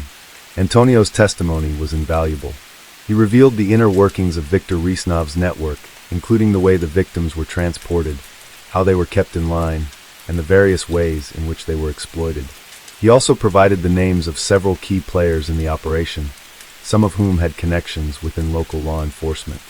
This was a turning point in the investigation. With this new information, Detective Jensen and her team were able to build a case strong enough to raid the warehouse and begin rescuing the victims. The operation was carried out under the cover of darkness. FBI agents, along with local officers, moved in swiftly surrounding the warehouse. They had to act quickly, knowing that Viktor Rnav would not hesitate to flee if he sensed danger. As they breached the door, they were met with an eerie silence. Inside, they found rows of cages and makeshift sleeping arrangements, some of which still held victims, others were empty. The evidence was overwhelming. Rnav had been running a highly organized and systematic trafficking operation, but now, with the raid underway, the network was crumbling. In the chaos of the raid, Viktor Rnav was not among those arrested. He had vanished without a trace, likely tipped off by one of his loyal enforcers. However, the authorities had seized an enormous amount of evidence, including detailed records, maps of trafficking routes, and a list of individuals who had been involved in the operation. The victims were rescued and taken to safety, where they would receive medical care and support. As the days turned into weeks, the authorities worked tirelessly to identify everyone involved in the operation. Many of Rnav's associates were captured, but Viktor himself remained elusive. It was clear that he had planned for this moment, always staying one step ahead of the authorities. But the damage had been done. The operation was broken, and the people who had once been at the mercy of Viktor Rnav were now free. The case would go down in history as one of the largest human trafficking busts in U.S. history. But for Detective Jensen and her team, the victory was bittersweet. They had rescued dozens of individuals, but there were still many who remained lost in the world of trafficking, and the scars of those who had been exploited would take years to heal. The investigation into Viktor Rnav's activities continued, and though the man himself had slipped through their grasp, his empire had been dismantled. For the survivors, life would never be the same. Many would struggle to rebuild their lives, haunted by the memories of what they had endured. But there was hope now, something that had been denied to them for so long. The long road to recovery had begun, and with it came the promise that those responsible for their suffering would face justice. In the years that followed, Viktor Rnav remained a ghost, a name spoken in whispers among the criminal underworld. Some said he had fled the country, others claimed he had disappeared into the vast wilderness of Wyoming. But whatever his fate, one thing was clear: his operation was finished, and the people who had been his victims would no longer be silenced. They had fought back, and in the end, they had won. As the weeks passed, the shockwaves from the bust continued to reverberate through the community. Detective Jensen found herself at the center of a whirlwind of media attention. The success of the operation was being hailed as a monumental victory in the fight against human trafficking. But for Jensen, it was not a victory to be celebrated. She had witnessed firsthand the cruelty and exploitation that had taken place under Viktor Rnav's reign. The survivors, although freed, carried with them the weight of their trauma, and she knew it would take years for them to find peace. One evening, as Jensen sat at her desk going through the final reports, she received a phone call that she wasn't expecting. It was from Antonio Morales, the former member of Rnav's operation, who had helped turn the tide of the investigation. He was shaken, his voice trembling, as he told her that he had received a warning, an ominous message that someone was looking for him.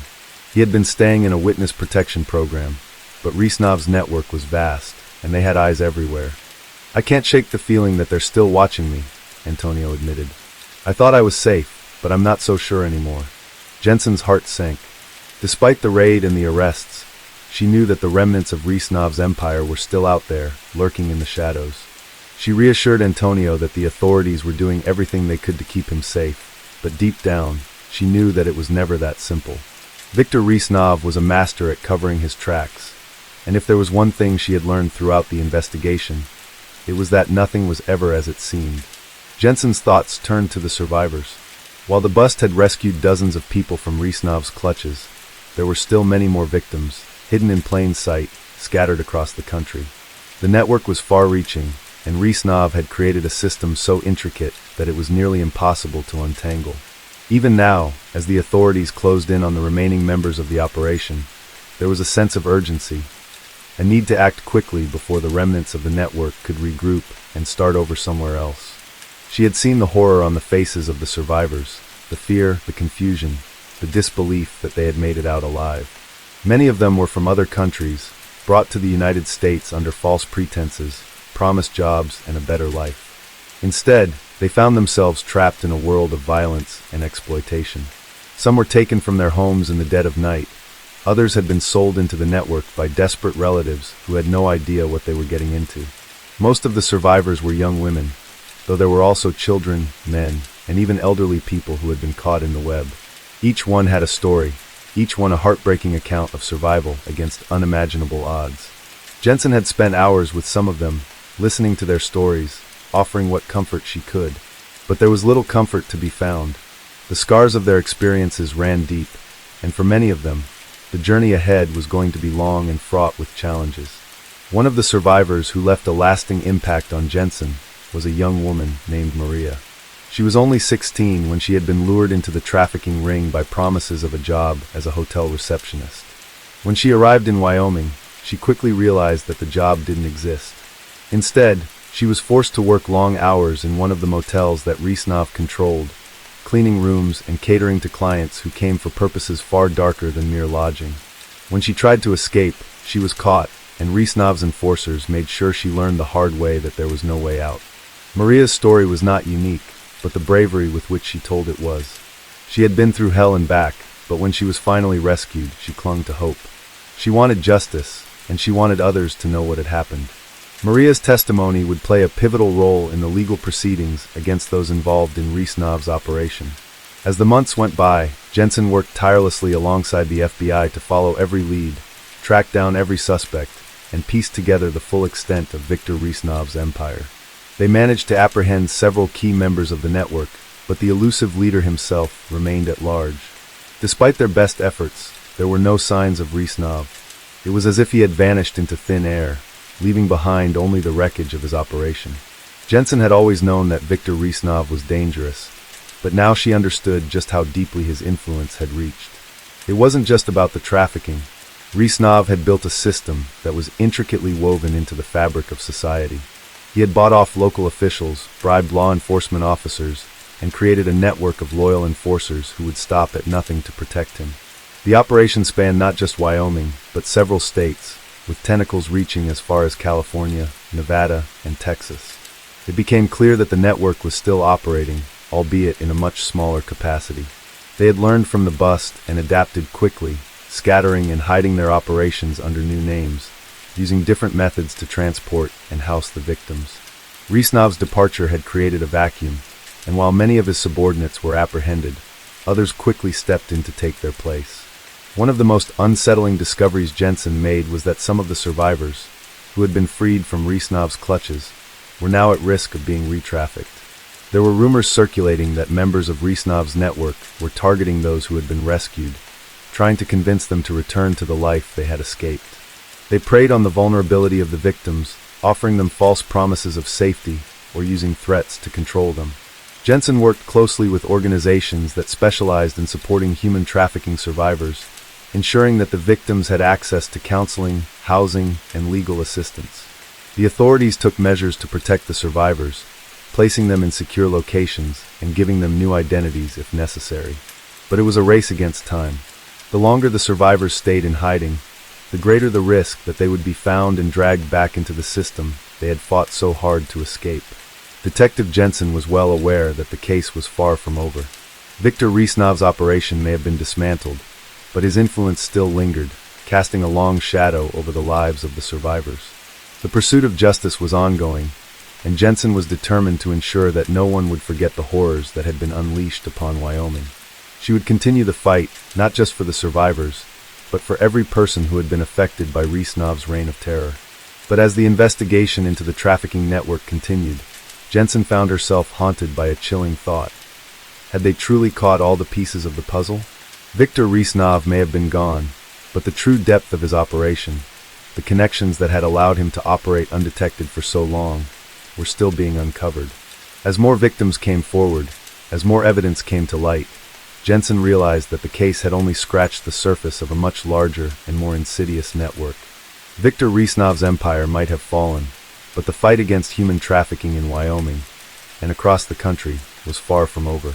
And as long as there were people willing to exploit others for profit, Detective Jensen would be there, fighting for justice, one case at a time. The days turned into weeks, and the weeks into months, but the investigation into Viktor Rnav's empire never lost its urgency. Despite the arrests, the network that had been exposed, and the survivors who had been rescued, Jensen knew that the full extent of the operation still lay beneath the surface. It was like peeling back the layers of a rotting onion. Every layer revealed more rot, more corruption, and more horror. The phone calls and tips continued to flood in, each one more unsettling than the last. Victims who had escaped spoke of others still trapped, of hidden networks operating across state lines, and of the way Rnav had managed to manipulate people into keeping silent. It was no longer just about trafficking. It was about a system of control, one that had infiltrated law enforcement, politics, and every level of society. Jensen sat in her office late one evening, reviewing case files, when she received an unexpected visitor.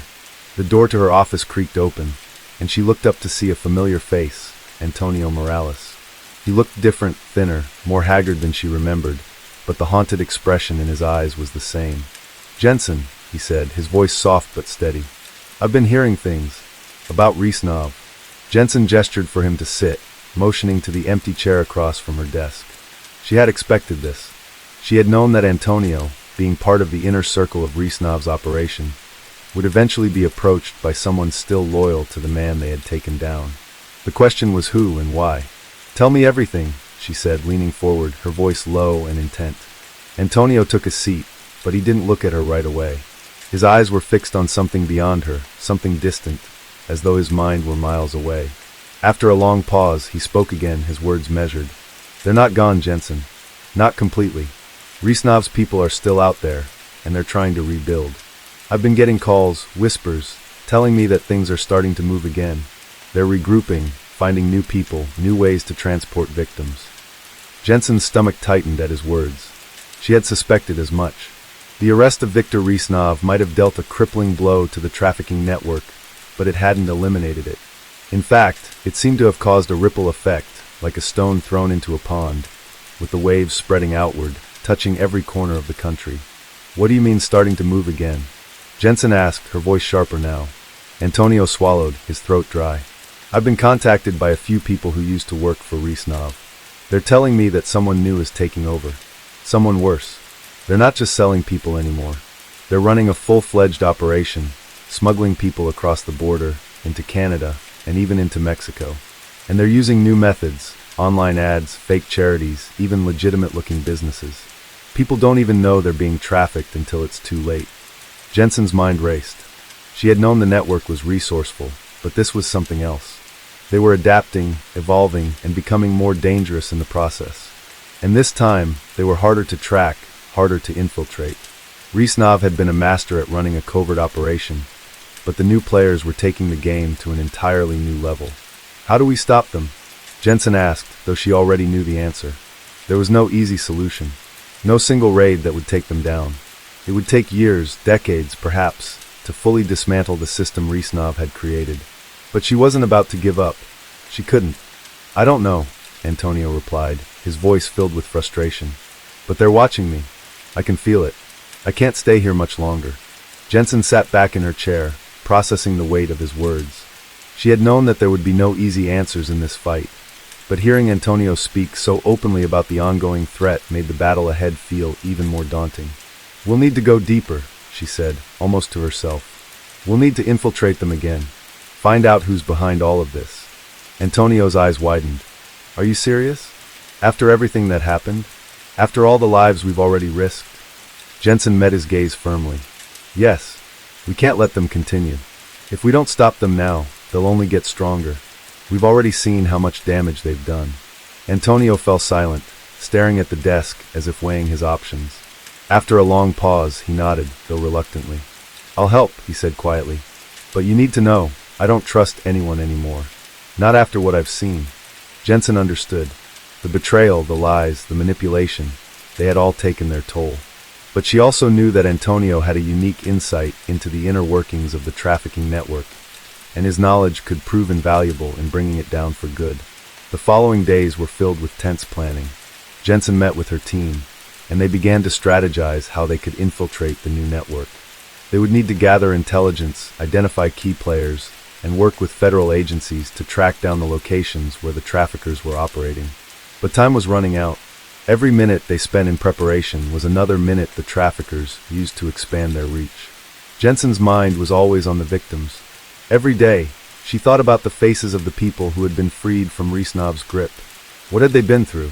How could they ever rebuild their lives? Some of them had found homes, gone into therapy, and started to piece together their shattered identities. But for many, the scars, both physical and psychological, would never fade. They had been forever marked by the horrors they had experienced. Maria, the young woman who had once been so afraid, had become a symbol of hope for the others. She had chosen to speak out, to share her story with the world. Her courage inspired others to do the same, and the ripple effect continued to spread. It wasn't easy for any of them, but they were survivors. And as long as they were alive, there was always a chance for redemption. But Jensen knew that for every survivor she helped, there were still more victims out there, waiting to be freed. As much as she wanted to believe that the fight against human trafficking was nearing its end, the reality was that the war was far from over. Rnav's empire might have crumbled, but the shadow he had cast still loomed large over the country. Jensen knew what she had to do. She would keep fighting, no matter the cost. The darkness was still out there, and she wasn't about to let it win. She would bring justice to those who had suffered, and she would stop those who thought they could get away with their crimes. The fight was far from over, and she was just getting started. The rest of the world may have forgotten about Rnav, but for Jensen, the battle had only just begun. Jensen had no intention of giving up. The hours spent in her office, poring over the case files, had only made her more determined to uncover the truth. Every new detail, every lead that came in, only strengthened her resolve. She had seen what these traffickers were capable of, and she knew they wouldn't stop until they had built something even worse than Rnav's empire. But as she sat there, the weight of everything that had happened began to settle on her. She couldn't escape the feeling that there was something she had missed. Maybe it was because of how quickly the operation had unraveled when Rnav was arrested, or perhaps it was the fact that things were still moving despite the disruption. This wasn't over, not by a long shot. Jensen wasn't the only one who felt the magnitude of the task ahead. Antonio, though reluctant, had agreed to help. She knew his involvement was key, not only because of his knowledge of the traffickers' tactics, but also because he had first-hand insight into the minds of those who were still loyal to Rnav's cause. He was deeply entrenched in their world, and the idea of turning his back on that life was not something he took lightly. It had been a few days since their conversation, and Jensen had already begun implementing her plan to infiltrate the new trafficking network. The first step was to gather information, and the only way to do that was through Antonio's contacts, those who were still tied to the old world. Antonio had insisted that the best way to get back in touch with the traffickers was through a middleman named Thomas Richter, a shady individual who was known for running illegal gambling rings and using the profits to fund other illicit activities. It wasn't much to go on, but it was a lead, and sometimes a single lead was enough to unlock the door to the rest of the operation. The night Jensen met Antonio at the local diner felt heavy. It was late, and the place was empty save for a few workers finishing their shifts. Antonio's face was more drawn than ever, and his clothes hung loosely around his frame, as if the weight of what he had been through was physically manifesting itself. "He's agreed to meet," Antonio said as he sat down across from Jensen, his voice low. "But I don't trust him. He's not exactly the kind of guy who likes to work with law enforcement." Jensen nodded, already anticipating the risks involved. It wasn't going to be easy. It never was. But the price of inaction was too great to ignore. "We'll keep it discreet," she replied. "But we can't afford to waste any time. We need to know what Richter knows about the new network, and we need to know fast." The meeting with Richter was arranged for the next night in a quiet, secluded part of town. A warehouse on the outskirts, where shadows seemed to cling to the walls like ghosts. It was the perfect location for an exchange, far from prying eyes. But it was also the perfect location for danger. The plan was simple. Jensen and Antonio would go in under the guise of potential clients, looking to buy information. Jensen knew she had to remain calm, stay in control of the situation at all costs. They couldn't afford any mistakes. As the night wore on, Jensen couldn't help but feel the weight of the decision pressing on her. She had been through so much already, lost friends, lost trust, and nearly lost herself in the process, but this was different. If they didn't stop this new network now, the lives of countless more victims would be torn apart. The thought of that was enough to push her forward, despite the growing tension in her chest. They arrived at the warehouse just before midnight, the air cold and biting. The sound of distant cars on the highway was the only noise that broke the silence. Antonio led the way, moving with the familiar confidence of someone who had walked these streets before. Jensen followed closely, keeping a watchful eye on their surroundings. They were about to step into the unknown. The interior of the warehouse was dimly lit, with shadows stretching across the concrete floor like ominous figures. There was no sign of Richter at first, but Jensen knew better than to assume anything. She had seen enough to understand how quickly things could go wrong. And sure enough, as they ventured deeper into the building, a figure emerged from the darkness. Thomas Richter wasn't a man who looked like he had much to lose. His rough exterior, a patchwork of tattoos and scars, suggested a life lived on the edge. He had the kind of presence that made you wary, like a predator sizing up its prey. His eyes were cold, calculating, and Jensen could see the calculation behind them even before he spoke. "You two come here often?" Richter's voice was low, almost mocking. He was sizing them up, trying to gauge their true intentions. Jensen remained calm, despite the way his eyes lingered on her. She knew she couldn't afford to give anything away. "We're here to talk business," she said, her voice steady. "We're looking to buy information. Something valuable." Richter raised an eyebrow, clearly intrigued. He wasn't one to engage in business deals without knowing exactly who he was dealing with. It was a game to him, a way to see if they were serious or if they were just another pair of cops trying to get information. "I don't deal in something valuable, sweetheart," he replied, his voice dripping with sarcasm. "I deal in facts. Real facts. So, what's your story?" Antonio took a step forward, his face impassive. "We're looking for information on a new network. One that's been operating since Rnav's arrest." At the mention of Rnav's name, Richter's eyes flickered briefly, almost imperceptibly. But it was enough for Jensen to notice. He knew something. He knew more than he was letting on. Richter leaned back against a crate, his arms crossed. He was playing it cool, trying to figure out if they were worth his time. "You think I'm going to give you information just like that?" Richter said with a laugh. "I've got a lot of people watching me, and I don't take kindly to snitches. You two got a price for that kind of info." Jensen didn't flinch. She knew what had to be done. "We have what you want, but you won't get it unless you tell us what we need to know. The people behind this new operation. Who are they? Where are they hiding?" Richter's gaze hardened, but for a split second, Jensen saw something flicker in his eyes. He was weighing his options, wondering how much he could get away with. "You want answers, huh?" he said finally. "I might know a few things, but you're gonna owe me. Big time." Jensen nodded. "We'll make sure you get what you want. Just tell us what we need to know." The tension in the air was palpable as Richter moved closer, his voice dropping to a whisper. "There's a new player. Someone more dangerous than Rnav. They're moving people through underground routes, places you wouldn't think to look.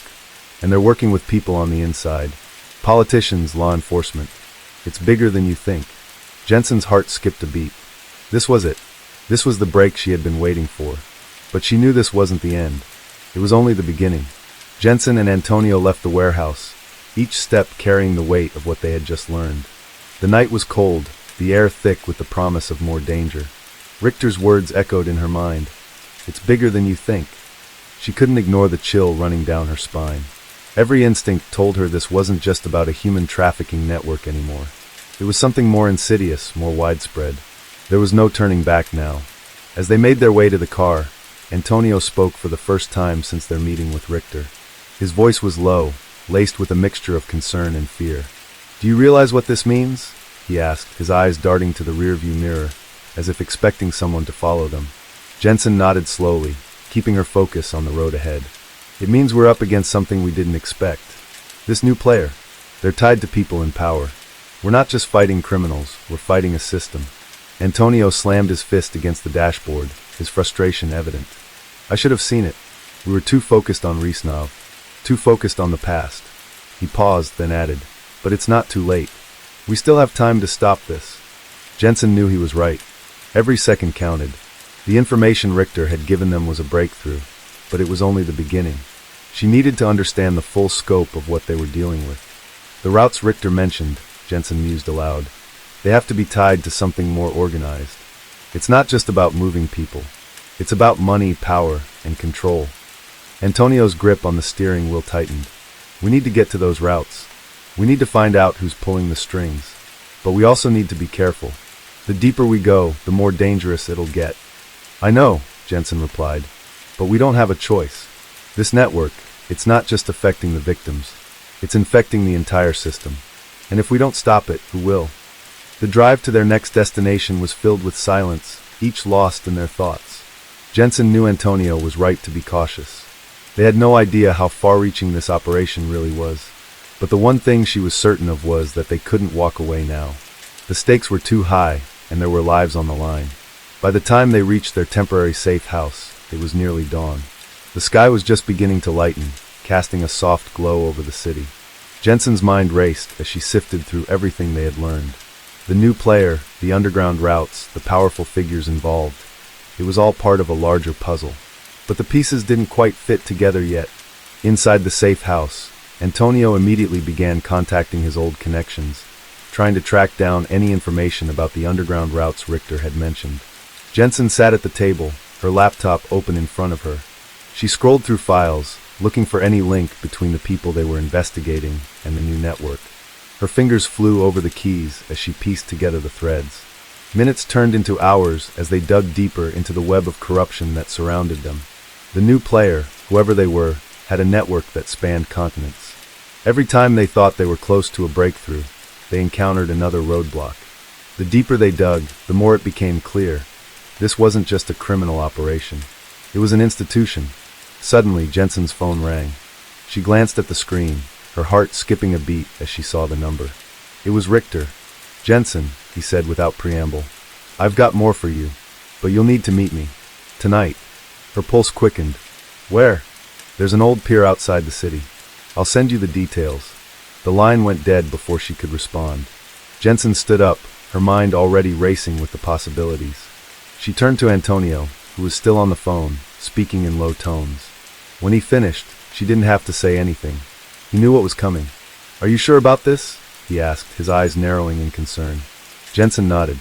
"We need to meet him. Whatever he has, it could be the key to everything." Antonio sighed but didn't argue. "We go in, get what we need, and get out. No mistakes." They prepared quickly, grabbing the essentials, guns, backup phones, and their IDs. They knew the drill. As they left the safe house and drove toward the pier, Jensen couldn't shake the feeling that something was off. Richter's sudden contact was too convenient, too perfect.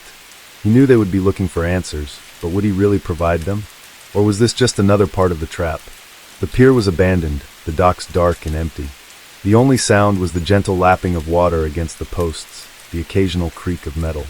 As they approached, Jensen could see a figure standing near the edge, his silhouette barely visible against the dim lights of the city in the distance. "Richter." Jensen's hand instinctively went to the gun at her side. She didn't trust him. Not completely. "Where is it?" she demanded as they stepped closer. Richter raised a hand, a smirk playing on his lips. "You're not getting it unless you hear me out first. I've been running my own operation, just like you've been running yours. But this new player, they've got everyone under their thumb. If you want to take them down, you'll need to play by their rules." Jensen narrowed her eyes. "What do you mean?" Richter's gaze flickered, and he leaned in closer, speaking in a low voice. "They control everything. The politicians, the cops, the judges. You're not just fighting criminals anymore. You're fighting the system. And if you want to win, you'll have to get your hands dirty." Jensen's mind raced. The system. The corruption. This wasn't just about human trafficking. It was about power. About control. And they were standing at the very center of it all. "Tell me what I need to know," she said, her voice steady despite the storm of thoughts swirling in her head. Richter reached into his coat pocket and pulled out a small envelope. "This is all I've got. But if you want to take down the big players, you'll need more than this. You'll need leverage." He handed her the envelope, and Jensen took it without hesitation. As she opened it, her eyes scanned the contents, a list of names. Powerful names. Judges. Politicians. Law enforcement officers. People who were either directly or indirectly tied to the new trafficking network. Jensen felt the weight of it in her hands. This was it. The list she had been waiting for. "Now get out of here," Richter said, his voice cold. "And don't come back unless you've got something worth my time." Jensen didn't hesitate. She turned and walked away, Antonio at her side. They had what they needed. The names. The key players. But now the real work would begin. Case 4. In the heart of Kingston upon Hull, a bustling port city in the United Kingdom, a dark undercurrent of illegal activity had been quietly growing for years. It wasn't the type of thing that would make headlines on a daily basis, but if one looked closely enough, it was there.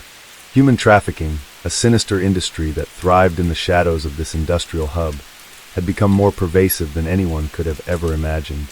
The story of the largest human trafficking ring ever uncovered in Hull begins with the person who was behind it all, Viktor Kozlov.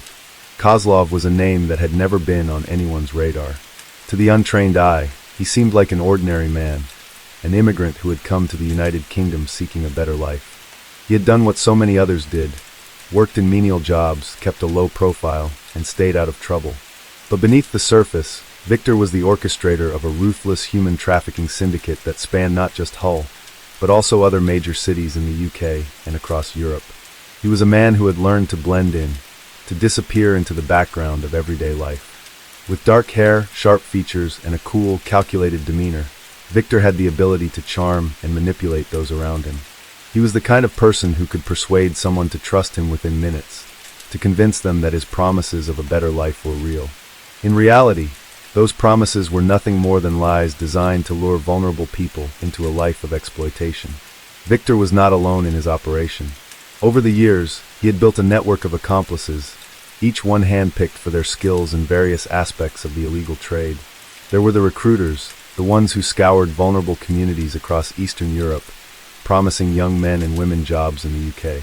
These recruiters were well trained in the art of deception, knowing exactly what to say to prey on the hopes and dreams of those desperate for a chance at a better future.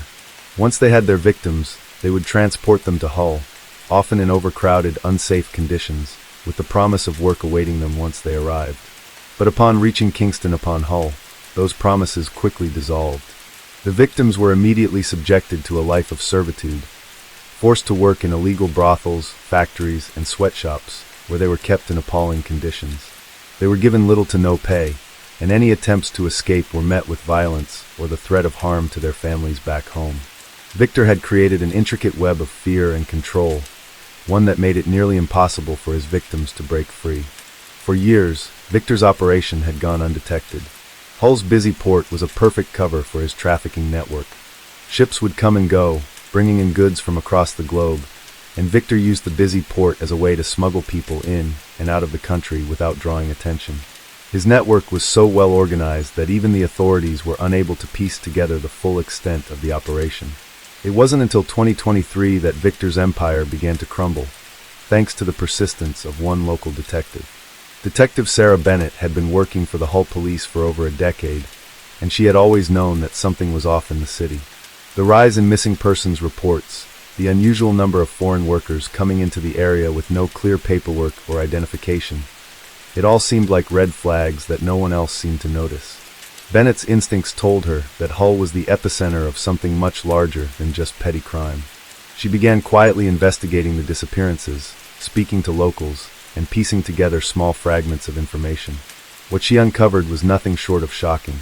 She found that the people who were vanishing were not just lost to the streets. They were being trafficked, brought into the city under false pretenses, and forced into a life of servitude and exploitation. It was clear to Bennett that there was someone behind it all, someone who had been operating in the shadows for years. As she delved deeper into the investigation, she discovered Viktor Kozlov's name for the first time. The more she learned, the more she realized how far-reaching his network was. But despite her efforts, finding concrete evidence to take him down proved difficult. Victor was careful, always one step ahead of the law. The breakthrough came when a young woman named Elena, one of Victor's victims, managed to escape from one of the brothels in Hull. Elena was from a small village in Romania, and she had been promised a job as a waitress in the UK. Instead, she had been sold into the world of sex trafficking, forced to work in degrading conditions with no way out. But Elena was resourceful, and after months of enduring the horrors of her captivity, she found an opportunity to flee. Elena ran through the streets of Hull in the dead of night, her heart pounding in her chest, as she managed to get in touch with local authorities. Her testimony was the key that unlocked everything. For the first time, the police had a first-hand account of what was happening behind closed doors. Elena's story gave Detective Bennett the evidence she needed to put the pieces together and build a case against Viktor Kozlov. But even with Elena's testimony, Bennett knew that bringing Viktor down would be no easy task. He was connected to powerful people, individuals who were willing to do anything to protect him and his operation. It wasn't just about finding the victims anymore. It was about taking on a criminal enterprise that had embedded itself deep within the fabric of the city. Bennett worked tirelessly, pulling together a team of officers and investigators who were just as determined to see justice done. They scoured Hull, speaking to more victims, piecing together a picture of Viktor's network and the people who were involved in it. They began to track the routes used to transport the victims into the city, the methods used to keep them under control, and the businesses that were complicit in the operation. The investigation grew more intense as they began to infiltrate the network. Slowly but surely, they started to dismantle the operation, arresting those who were involved in recruiting, transporting, and exploiting the victims. But Victor remained elusive. He knew the authorities were closing in, and he became increasingly paranoid, taking extreme measures to protect himself. It wasn't until the fall of 2024 that Detective Bennett and her team were finally able to locate Victor's whereabouts. They had traced his movements to a secluded farmhouse on the outskirts of Hull, where he had been lying low, orchestrating his empire from behind the scenes. The raid on the farmhouse was swift and decisive. Viktor Kozlov was arrested, his reign of terror over the people of Hull coming to an end. The investigation into Victor's trafficking ring had far-reaching consequences. It exposed a vast network of human trafficking that spanned across multiple countries in Europe, with victims as far as Ukraine and Moldova. The operation had been carefully hidden, its reach extending into corrupt businesses, law enforcement, and even government officials who had been paid off to turn a blind eye to the operation. But Victor's arrest was just the beginning. Detective Bennett and her team continued to work tirelessly, ensuring that every person involved in the trafficking ring was brought to justice.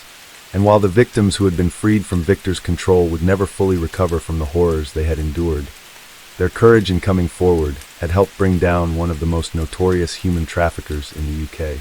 In the end, Viktor Kozlov was sentenced to life in prison, his empire shattered.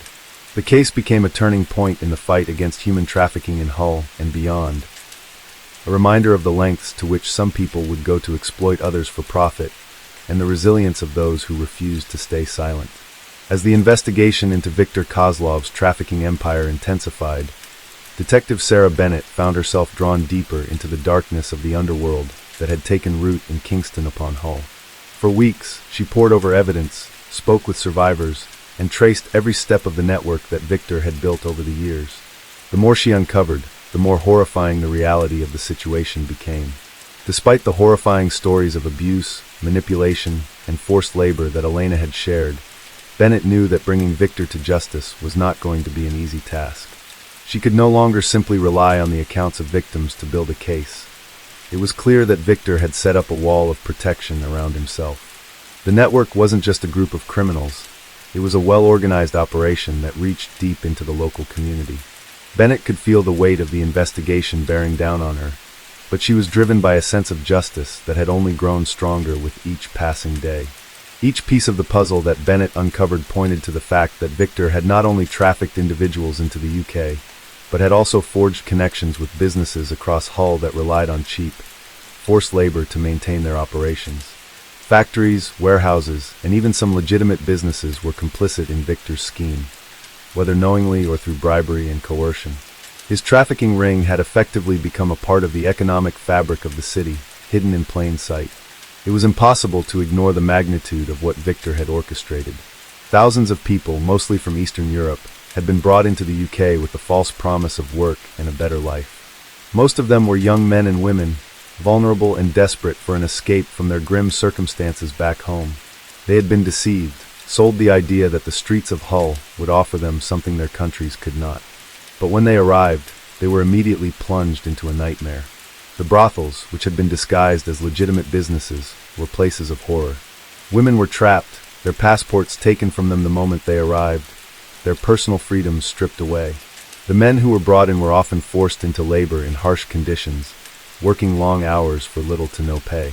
Those who attempted to escape were met with severe punishment, physical and emotional abuse, threats to their families back home, and in some cases even death. Victor had perfected the art of control, using fear, manipulation, and isolation to keep his victims in check. As the investigation unfolded, Bennett began to realize that the full scale of Victor's operation went far beyond the brothels and sweatshops of Hull. The victims who had been transported into the city were just one part of the puzzle. Victor had a network that stretched across the UK and Europe. He had multiple safe houses where the victims were kept hidden before being sent off to various locations to work. His recruitment efforts spanned several countries: Moldova, Romania, Ukraine, and even further afield. He had created a well-oiled machine that moved people across borders without leaving a trace. But no matter how much Bennett dug into the operation, Victor remained a ghost. His connections, his wealth, and his ability to stay hidden made it nearly impossible to get a hold of him. He had been moving money through a series of shell companies, laundering it through legitimate businesses, and paying off anyone who could potentially expose him. It was clear that he had connections within the local police force as well, a fact that Bennett found both frustrating and infuriating. As the investigation dragged on, Bennett started to lose herself in the case. The late nights, the constant pressure, the realization that Victor was always one step ahead, it was wearing her down. But she couldn't stop now. She had to keep going. The lives of countless victims hung in the balance. One night, while going through old surveillance footage from the docks, Bennett stumbled upon a small detail that had been overlooked before. It was a blurry image of a man, someone who wasn't part of Victor's usual crew. He was speaking with one of Victor's enforcers, a figure who had been caught on camera several times, but never identified. The conversation seemed mundane at first, but there was something about the way the two men interacted that caught Bennett's attention. It wasn't just the man's appearance, it was the way he moved, the way he carried himself. She paused the footage and zoomed in. The face was indistinct, but the man's posture was something she had seen before. He had the look of someone who knew how to blend into his surroundings, someone who had experience in keeping a low profile. Bennett had seen this type of behavior before. He was an insider, someone with connections in the community. This could be the break she had been waiting for. Bennett immediately contacted her team, and they began tracking down the man in the footage. It took several weeks to identify him, but when they did, they discovered that he was a low-level enforcer who had been working with Victor for years. His name was Jack Thompson, a local who had managed to stay out of the spotlight for most of his life. He had been involved in everything from smuggling drugs to extorting local businesses, and now he was playing a key role in Victor's trafficking operation. The more Bennett learned about Thompson, the more it became clear that he was a vital part of Victor's network. He was the one who kept things running smoothly on the ground, making sure the shipments of people arrived at their destinations without incident. He handled the logistics, the transportation, and in many cases, he was the one who made sure the victims stayed in line. If they tried to escape, he was the one who made sure they were found and punished. With Thompson now on their radar, Bennett and her team began to gather evidence that would lead them directly to Victor. They spent days watching Thompson, tracking his movements and compiling a case against him. Eventually, they learned that Thompson was planning a major shipment of victims, one that would take place in the coming weeks. It was the break they needed. The operation to take down Victor and his entire network was set into motion. The police had gathered enough evidence to arrest Thompson and the other members of Victor's crew, but the real challenge would be capturing Victor himself. Bennett knew that this would be the moment of truth. Either they would take down the operation, or it would slip through their fingers once again. The raid on Victor's hideout was coordinated with military precision. Armed officers, undercover agents, and a task force made up of the city's best detectives stormed the location. Bennett's heart raced as she received word that they had surrounded the building. She knew that Victor would not go down easily, and she prepared herself for whatever came next. The hours leading up to the raid felt like an eternity. Bennett sat in the command center, eyes glued to the screen as she watched the movements of the officers and agents who were closing in on Victor's location. It was the moment she had been waiting for. Years of hard work, of piecing together this case, were coming to a head. As the tactical teams prepared for the raid, Detective Sarah Bennett's mind raced.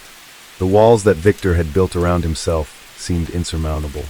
He had avoided capture for so long, but this time, Bennett felt an undeniable shift. It was now or never. She had to face the reality of what it would take to finally bring Victor down. No stone could remain unturned. She received an update from one of the undercover agents about the position of Victor's last known associates. A few of them had been spotted leaving the hideout in a rush. Victor was likely preparing to flee the scene, knowing that the operation was coming to a close. The window of opportunity was shrinking, but the task force was determined to seize it. Bennett stood, her mind sharp, as she looked around the command center. Officers from all walks of life were stationed, preparing for their roles in the takedown. Every single one of them had been briefed on the details of Victor's network, from the brothels to the warehouses, to the hidden safe houses throughout Hull and beyond. She could see the determination in their eyes. This wasn't just about making arrests anymore. This was about ending a horrific chapter that had scarred countless lives. Victor had turned Hull into his playground, a city where his operations had grown unchecked for years. He had used fear to his advantage, creating a vast network of loyalists and enforcers. His influence was pervasive, reaching into the fabric of the community. Bennett couldn't help but wonder how many others knew of Victor's activities, but chose to stay silent. How many people had simply turned a blind eye, too afraid to expose the truth. Victor's ability to stay under the radar was staggering. As Bennett continued to sift through surveillance footage, wiretap records, and the testimonies of the victims, she learned just how carefully he operated. Every transaction was done in cash. Every move was coordinated through intermediaries. He was a ghost, someone who blended into the shadows, using his wealth and power to evade detection. And yet, now, after years of meticulous planning, Bennett and her team were on the verge of ending it all. The clock was ticking, and the team was in position. Officers were stationed outside, ready to take down anyone who attempted to flee the building. Bennett knew that time was of the essence. Victor would either be captured alive, or the opportunity to arrest him would slip away, possibly forever. She took a deep breath and steadied herself. No matter what happened, they couldn't let him escape. At that very moment, the sound of radios crackled to life, signaling the beginning of the operation. The raid was in full swing. The officers swiftly entered the building, moving with a precision honed through countless hours of preparation. Bennett could see the storming of Victor's compound unfold on the screen in front of her. Agents entering through the back door, undercover officers blending in with the chaos, and tactical units positioning themselves at every exit. Inside, the scene was anything but calm. The building, a dilapidated warehouse on the outskirts of Hull, reeked of secrecy. Victor had turned it into a fortress, fortified with high walls, locked doors, and layers of security. But for all the preparation, the team had one advantage. They had studied the layout of the building to perfection. No corner was left unchecked, no door left unopened. Through the monitors, Bennett watched as officers pushed forward, clearing room after room. The tension was palpable. She could almost feel the heaviness of the air, the anticipation of what would come next. Victor was a dangerous man, and she knew that it wasn't just the police that feared him. He had instilled a terror in his enforcers, in his victims, that had kept people silent for years. Would they find him? Or had he already disappeared? Minutes stretched like hours, each second a reminder of how much was riding on this moment. Bennett's hands gripped the edge of the desk. She had worked tirelessly, pored over countless files, put together a team of experts who had spent months tracking Victor's every move. But there were always doubts. What if they were wrong? What if Victor had anticipated their every move? What if he had already slipped away? Suddenly, the radio buzzed with news that the search was getting closer. Officers had breached the second floor, and a large group of Victor's associates had been found, hiding in a back room. These were the men and women who had been working for Victor, maintaining the operation from within the shadows. They were arrested swiftly, but Victor was nowhere to be found. Bennett's heart sank. He wasn't there. But then something shifted. One of the officers found a hidden staircase that led down to the basement. It was well concealed, and it hadn't appeared on the blueprints they had reviewed. This hidden passageway led to a series of tunnels that Victor had used as escape routes. The officers, though startled, knew that they had to follow. No matter how long it took, they couldn't afford to let Victor vanish again. Down into the depths they went. The tunnel system was narrow and winding, but the officers pressed forward, their flashlights cutting through the darkness. It felt as though they were venturing into the underbelly of Hull itself, moving through the veins of the city where Victor had hidden for so long. They had no idea where the tunnels would lead, but they couldn't stop now. The deeper they ventured, the more they realized just how much Victor had built beneath the surface. The network was vast, like a labyrinth that extended far beyond the confines of the warehouse. It was clear that Victor had built his empire not just above ground, but deep within the city's foundations. Bennett, still monitoring the operation from the command center, felt a growing sense of urgency. She knew that it was a race against time. Victor had always been one step ahead, and if they didn't catch him soon, he would slip away once more. The tunnel grew colder as the officers descended further. The air was damp, and the sound of their footsteps echoed off the walls. Finally, after what felt like an eternity, they reached a large, cavernous room. It was a hidden storage facility, filled with crates and boxes, likely filled with the illegal goods that Victor had been trafficking. But there, in the corner, hiding among the crates, was Viktor Kozlov himself. He wasn't as composed as Bennett had expected. Victor looked disheveled, his carefully manicured appearance stripped away by the strain of months on the run. But his eyes were still sharp, filled with the same coldness that had made him so dangerous for so long. The moment he saw the officers, he knew that his time had come. Victor's first instinct was to run, but the officers were already closing in. He was trapped, with nowhere to go. The fear that Bennett had anticipated, the fear that had driven Victor to control every aspect of his empire, was finally showing on his face. He wasn't the untouchable kingpin anymore. He was a man on the verge of losing everything. Bennett could barely believe what she was witnessing. Victor, the man who had eluded justice for so long, was now in their hands. It was over. The team moved quickly, securing Victor and bringing him out of the tunnels. He was arrested on charges of human trafficking, forced labor, and a multitude of other crimes. The raid had been a success, but the work didn't end there. Victor's arrest was only the beginning. There were still victims to rescue, still people whose lives had been shattered by this man's actions. Bennett watched as Victor was loaded into the police van, his face grim and stoic. The terror he had instilled in Hull and beyond was finally coming to an end. But as she turned to look at her team, she couldn't help but feel a sense of unease.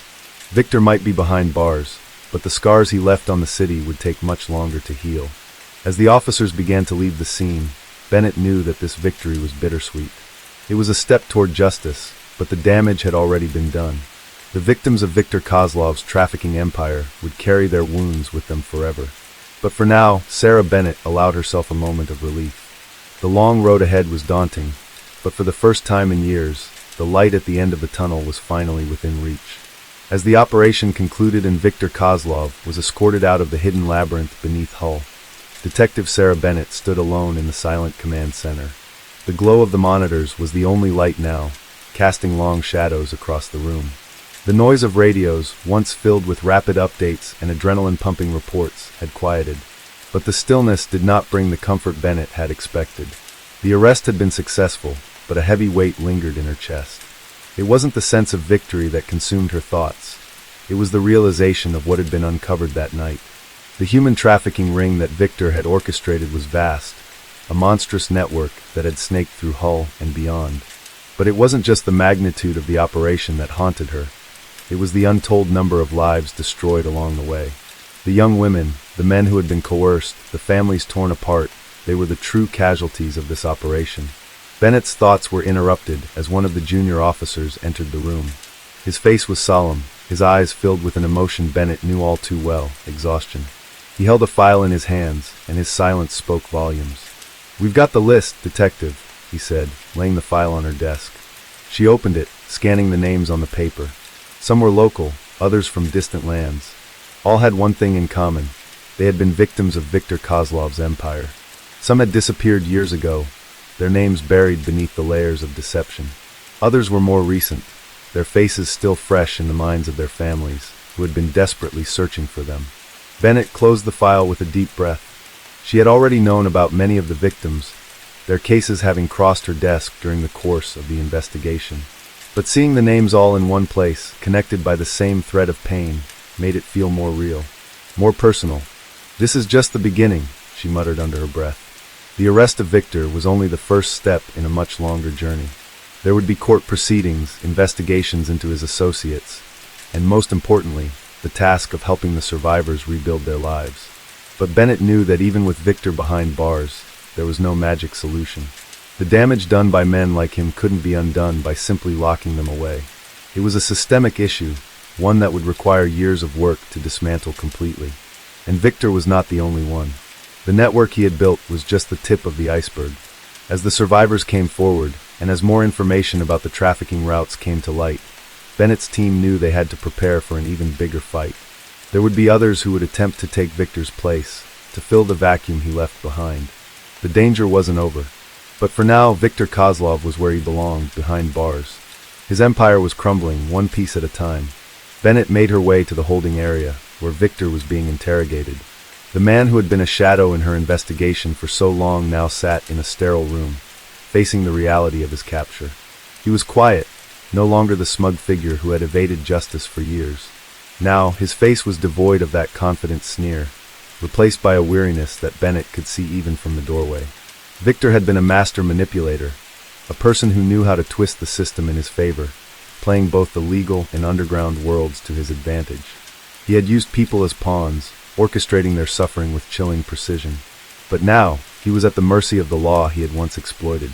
"He's not going to talk," one of the officers muttered as Bennett entered the room. Not without something big to dangle in front of him. Bennett took a seat across from Victor, her gaze never leaving his. He was studying her, sizing her up, trying to gauge what she would do next. But Bennett had learned long ago that confrontation with men like him was a game of patience. He wasn't going to break easily, but that didn't mean she couldn't make him sweat. "You must be wondering what comes next," she began, her voice calm but firm. Victor's eyes flickered with something. Fear, maybe? Or was it defiance? It was hard to tell, but Bennett could sense that he was struggling to maintain control. "I know what comes next," Victor said, his voice low. "The system will try and break me. But you can't break me. Not like the others." Bennett leaned forward, her tone softening just enough to draw him in. "You think this is about breaking you, Victor? You're mistaken. This is about stopping you. It's about ending what you've built. What you've done." He stared at her for a long moment, as though weighing his options. Bennett could see the battle waging within him, whether to stay silent and protect his empire, or to give her something, anything, that might ensure his survival. "I won't give you names," Victor said finally. "Not unless you promise me something." Bennett raised an eyebrow. She had expected this. Victor would try to leverage whatever he could to escape the consequences. But she wasn't here to make deals. "I'm not in the business of making promises," she replied. He gave a cold chuckle, a sound devoid of humor. "Then I suppose we have nothing more to talk about." Bennett stood up, signaling the end of the interrogation. Victor had made his choice, and she respected it, but it didn't make the process any easier. She left the room, her mind already moving forward. She had a case to build, and Victor's silence wouldn't stop her. The months that followed were a blur of courtrooms, testimonies, and long hours of paperwork. Viktor Kozlov's trial was a media sensation, drawing attention from across the globe. The victims who had once been lost in the shadows were now coming forward, finding their voices in the midst of a broken system. They spoke of horrors unimaginable, of lives stolen and sold to the highest bidder. Each story was a testament to the cruelty that had been allowed to flourish under Victor's reign. Bennett attended every session, listening to each survivor's account. It was painful, but it was necessary. It was the price of justice. And through it all, she kept her focus. She knew that Victor would never show remorse, but that didn't matter. What mattered was that he was no longer in control. His empire was collapsing, and no one could ever bring back the lives he had taken. On the day of the final verdict, Bennett stood outside the courthouse, watching as the press swarmed to capture the moment. Victor was led away in handcuffs, his face a mask of defiance, but Bennett could see it now. The fear was there, deep in his eyes. For all his power, all his manipulation, he was nothing more than a man facing the consequences of his actions. He had been a kingpin, but now he was just another criminal, a man whose empire had crumbled under the weight of the truth. Viktor Kozlov's reign had come to an end, and though the scars left by his actions would take years to heal, Bennett knew that she had played a small part in delivering justice to the victims who had been lost for so long. As she walked away from the courthouse, the weight of the case still heavy on her shoulders, Bennett allowed herself a brief moment of peace. The fight wasn't over, not by a long shot, but it was a victory. And sometimes that was enough. The court had spoken, and yet Victor's trial was only one part of a much larger story. The impact of his actions stretched far beyond the courtroom walls, leaving ripples in the lives of every person who had come into contact with his trafficking network. But for Detective Sarah Bennett, the fight was far from over.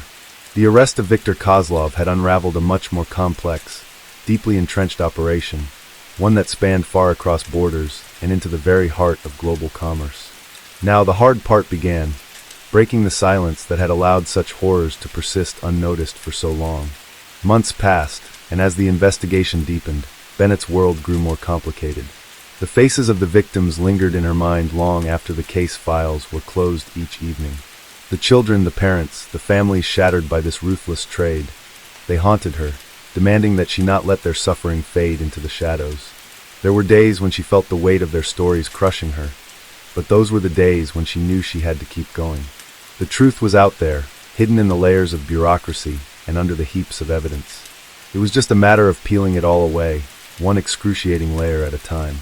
Bennett had learned early on that cases like these did not end with an arrest. No, the real work came after the headlines faded and the world moved on. The survivors, the ones who had been caught in the web that Victor had woven, were now faced with rebuilding their lives. Some were lucky. They had been found in time, before the damage was irreversible. But others had lived through unspeakable horrors for years, their lives ruined in ways that could never be undone. Bennett had come to realize that while Victor's arrest was a victory, it was only the beginning of a much longer and harder journey. The survivors needed help, real help, and so Bennett found herself, once again, at the forefront of the operation. But this time, it wasn't about gathering evidence or interrogating suspects. It was about giving these people the tools to reclaim their lives, their identities, their dignity. It was about being the bridge between their past trauma and their future recovery. It was about proving that the system was not as broken as it sometimes seemed. The trauma wasn't just physical. No, the mental and emotional scars left by people like Viktor Kozlov ran deep. Many of the survivors struggled with shame, with guilt, and with a profound sense of loss. They felt like they had been abandoned, forgotten by the very system meant to protect them. Their stories were all different, but they shared one common thread. They had been treated as commodities, their lives nothing more than a product to be bought, sold, and discarded at will. Bennett knew that the road to recovery for each of these individuals would be long and difficult. Some would find their way back to stability faster than others, but none of them would ever be the same. That reality settled heavily in Bennett's chest, a constant reminder that the world she lived in wasn't just black and white. It was messy, it was painful, and it was often unfair. Yet, she couldn't stop. She couldn't allow herself the luxury of despair. Not now, not when so many lives had been destroyed by people like Victor. There was too much at stake. The justice system was imperfect, but it was still the best tool they had. And right now, it was her job to use it as best as she could. As weeks turned into months, the investigation into Victor's network began to reveal the true scale of his operation. The sheer number of people involved was staggering. For every person who had been exploited, there were countless others who had been complicit. The network spread far beyond Hull, reaching into major cities across the United Kingdom and beyond.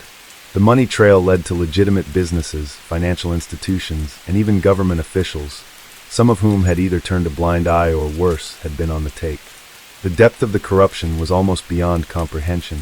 Every lead Bennett followed seemed to open up more questions than answers. And the further she dug, the more dangerous the situation became. Viktor Kozlov, for all his arrogance, had known exactly what he was doing. He had built his empire with care, using every tool at his disposal to hide the true nature of his operations. He had connections, powerful connections, in all the right places. And as Bennett discovered, he wasn't the only one. There were others out there, silent players in this sick game, waiting to seize control of the operations that Victor had left behind.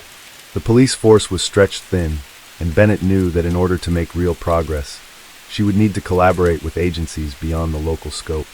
She called in the National Crime Agency and began liaising with officials from the European Union, sharing information and resources to trace the money and identify the global web of corruption.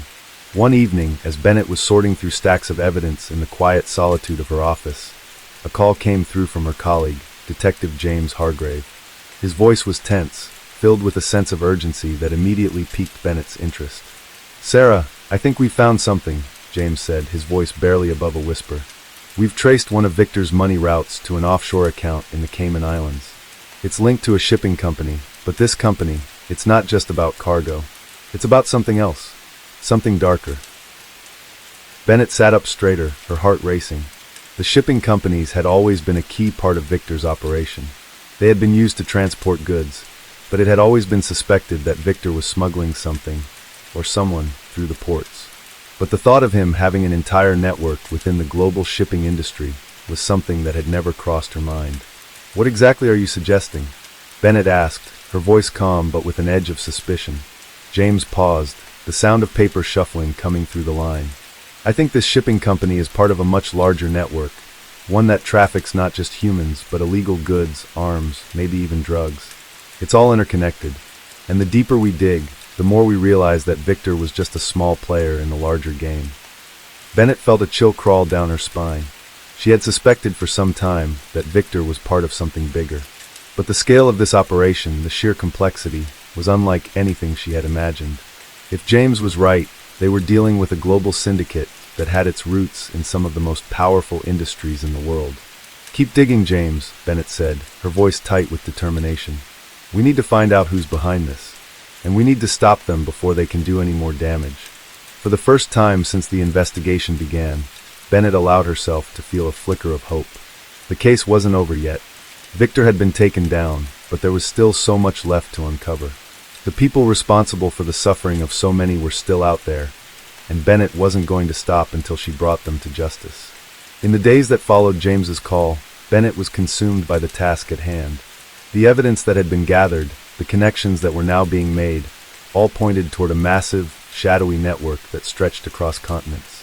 The more she learned, the more the case seemed to grow, like a living entity that had developed its own pulse, its own rhythm. It wasn't just a crime anymore. It was an industry, one that operated in the shadows of the global economy, one that had escaped the notice of those who were supposed to be guarding against it. The shipping company that James had uncovered was just the tip of the iceberg. Bennett knew it wasn't going to be enough to simply shut down one small part of the operation. The network that Victor had been a part of was global, and it was deeply embedded in some of the world's most powerful industries. People had built their careers, their empires, on the back of human suffering. To dismantle that, Bennett would need to not only expose the criminals involved, but also change the very system that allowed such things to happen in the first place. The National Crime Agency had been brought in to assist, and a team of experts was now working alongside Bennett's unit. For weeks, they pored over financial documents, traced illicit money flows, and identified shell companies that had been used to launder profits from the trafficking trade. It was slow, painstaking work. Every breakthrough felt like a victory, but for every one of those, there were dozens more dead ends. It was as though they were playing a game of chess with an opponent who always seemed one step ahead. But it was during one late night in the office, when Bennett thought her mind might break from exhaustion, that a breakthrough came. She was reviewing surveillance footage from the port when she noticed something strange. A cargo ship named the Pacific Wave had been listed as one of the vessels frequently linked to Victor's operations.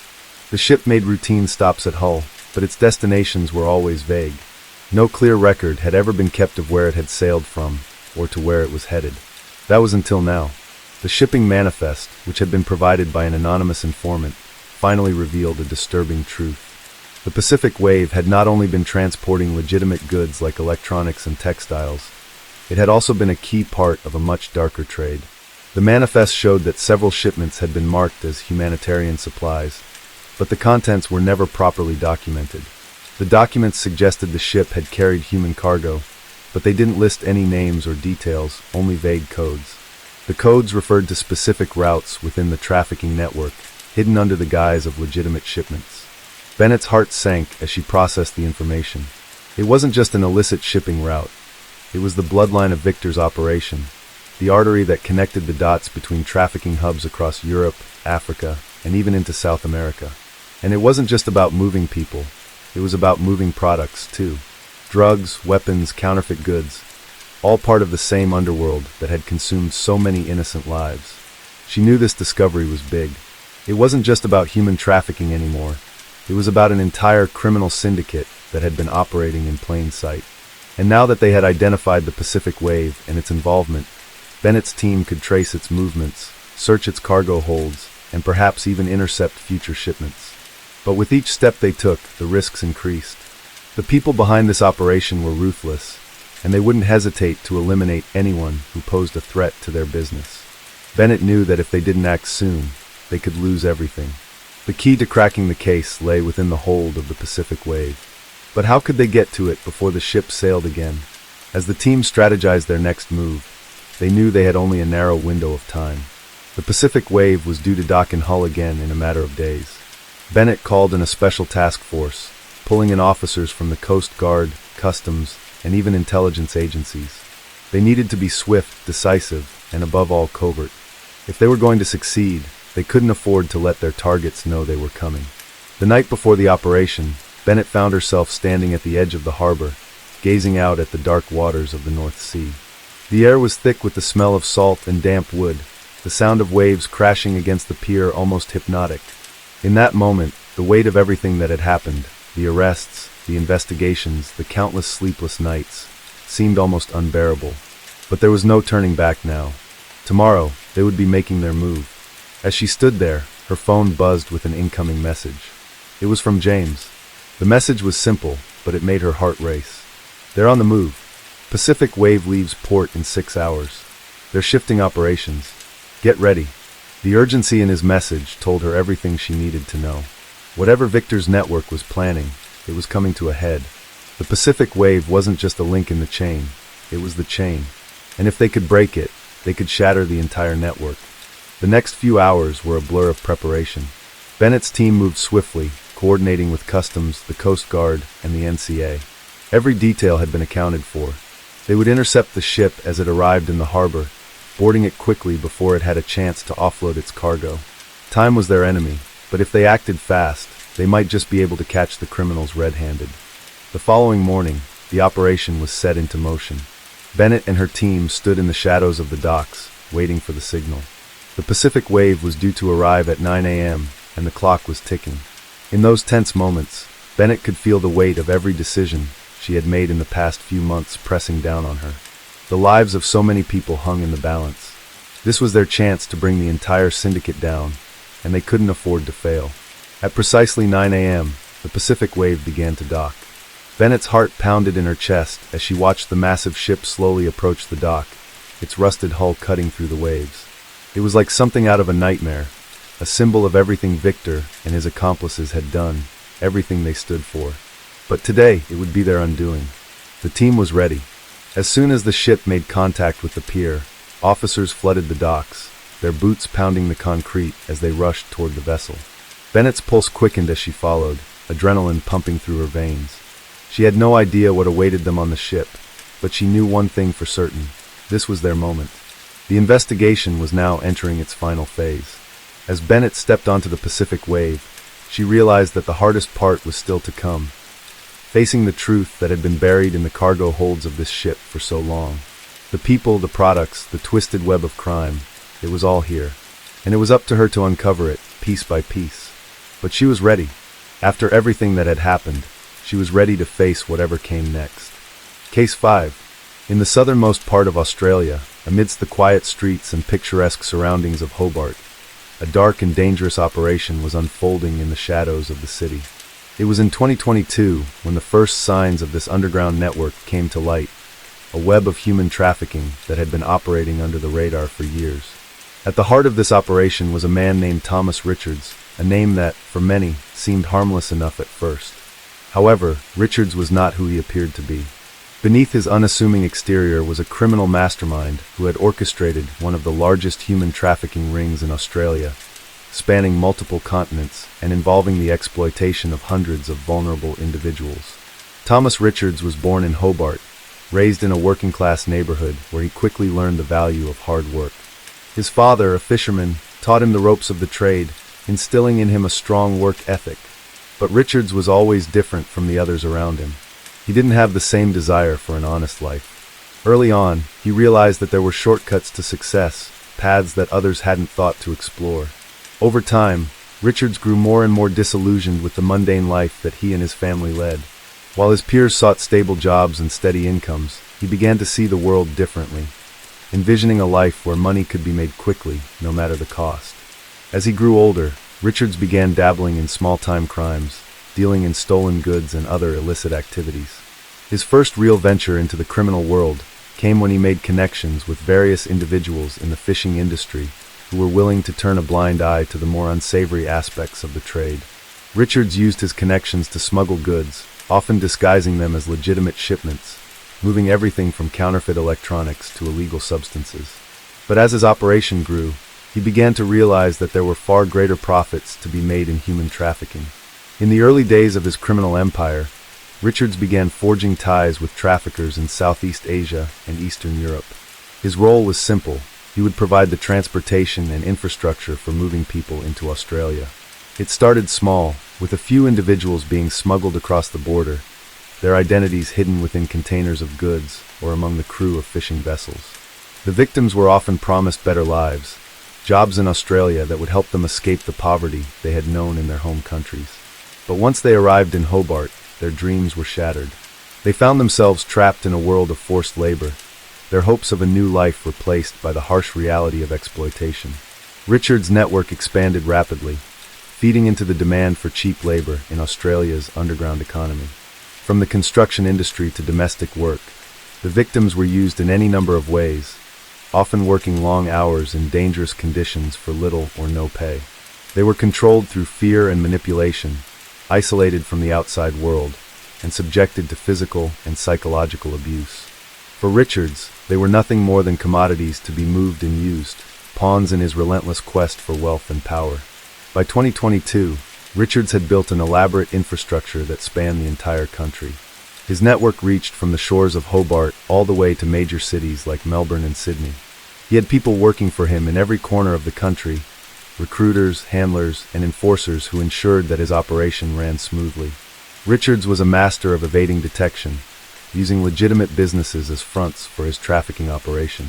His fishing company, which had once been a modest family business, became a key part of his illicit dealings, providing the perfect cover for smuggling people into Australia under the guise of transporting goods. But as with any criminal operation, there were always risks. Richards' empire was built on secrecy, and he took great care to protect it. He used false identities, laundered money through various businesses, and even managed to bribe certain officials to turn a blind eye to his activities.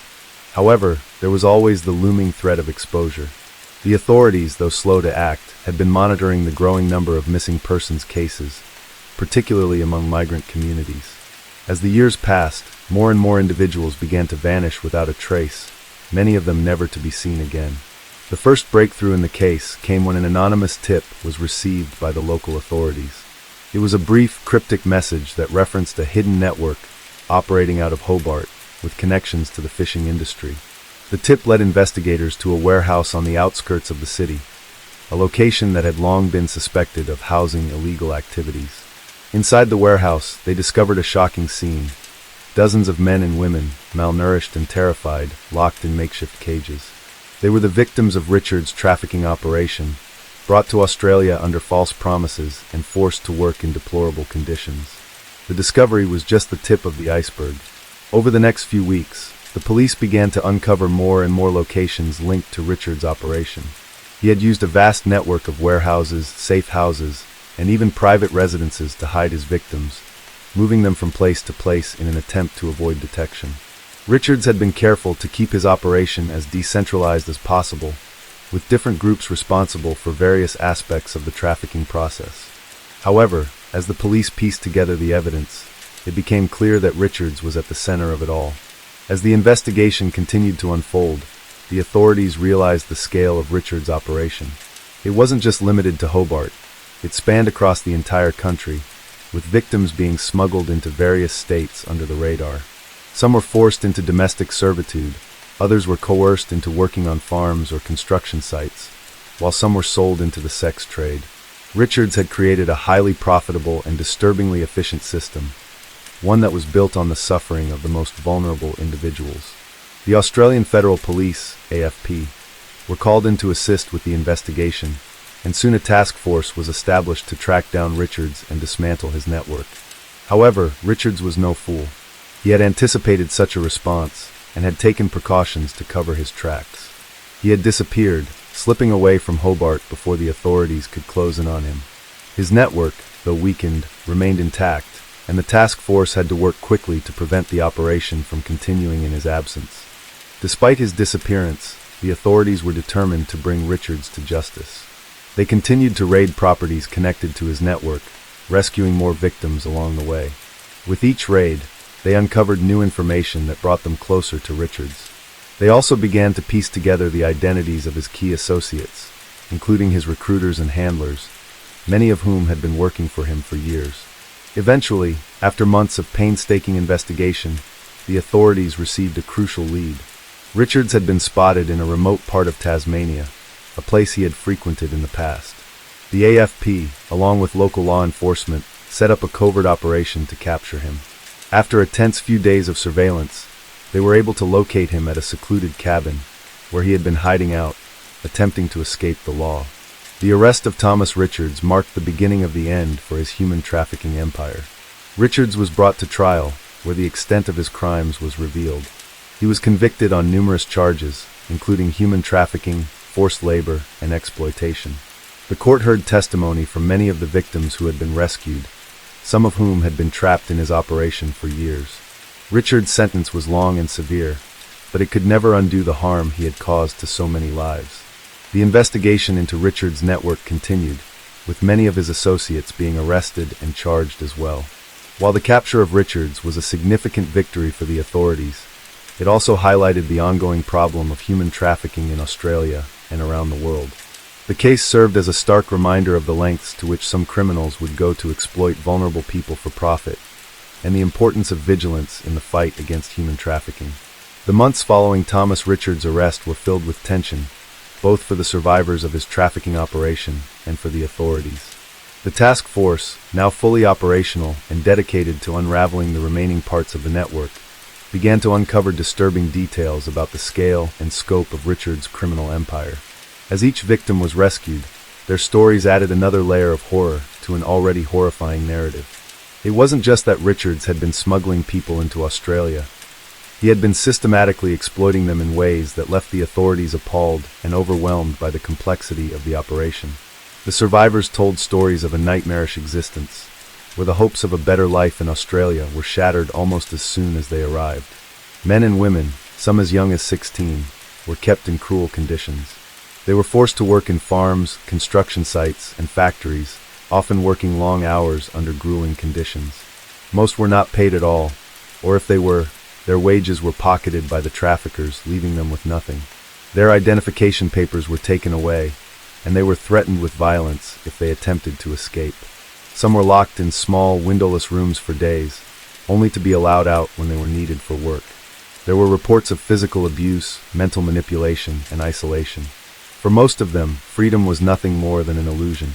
As the police and federal authorities worked tirelessly to track down the remnants of Richard's network, the true depth of his operations began to emerge. It wasn't just a simple smuggling ring. It was a global network with ties to various countries. Richards had leveraged his fishing company to gain access to cargo shipments, which allowed him to discreetly move people from Southeast Asia, India, and Eastern Europe into Australia. From there, the victims were spread across the country, hidden in plain sight under the guise of legitimate employment. But the trafficking network didn't end at Australia's borders. Richards had connections in several key regions, including the Philippines, Thailand, and Ukraine, where he had set up recruitment offices. These offices, often disguised as employment agencies, were the first stop for many of the victims. They were promised jobs in Australia that would allow them to live better lives, jobs in hospitality, construction, or domestic work.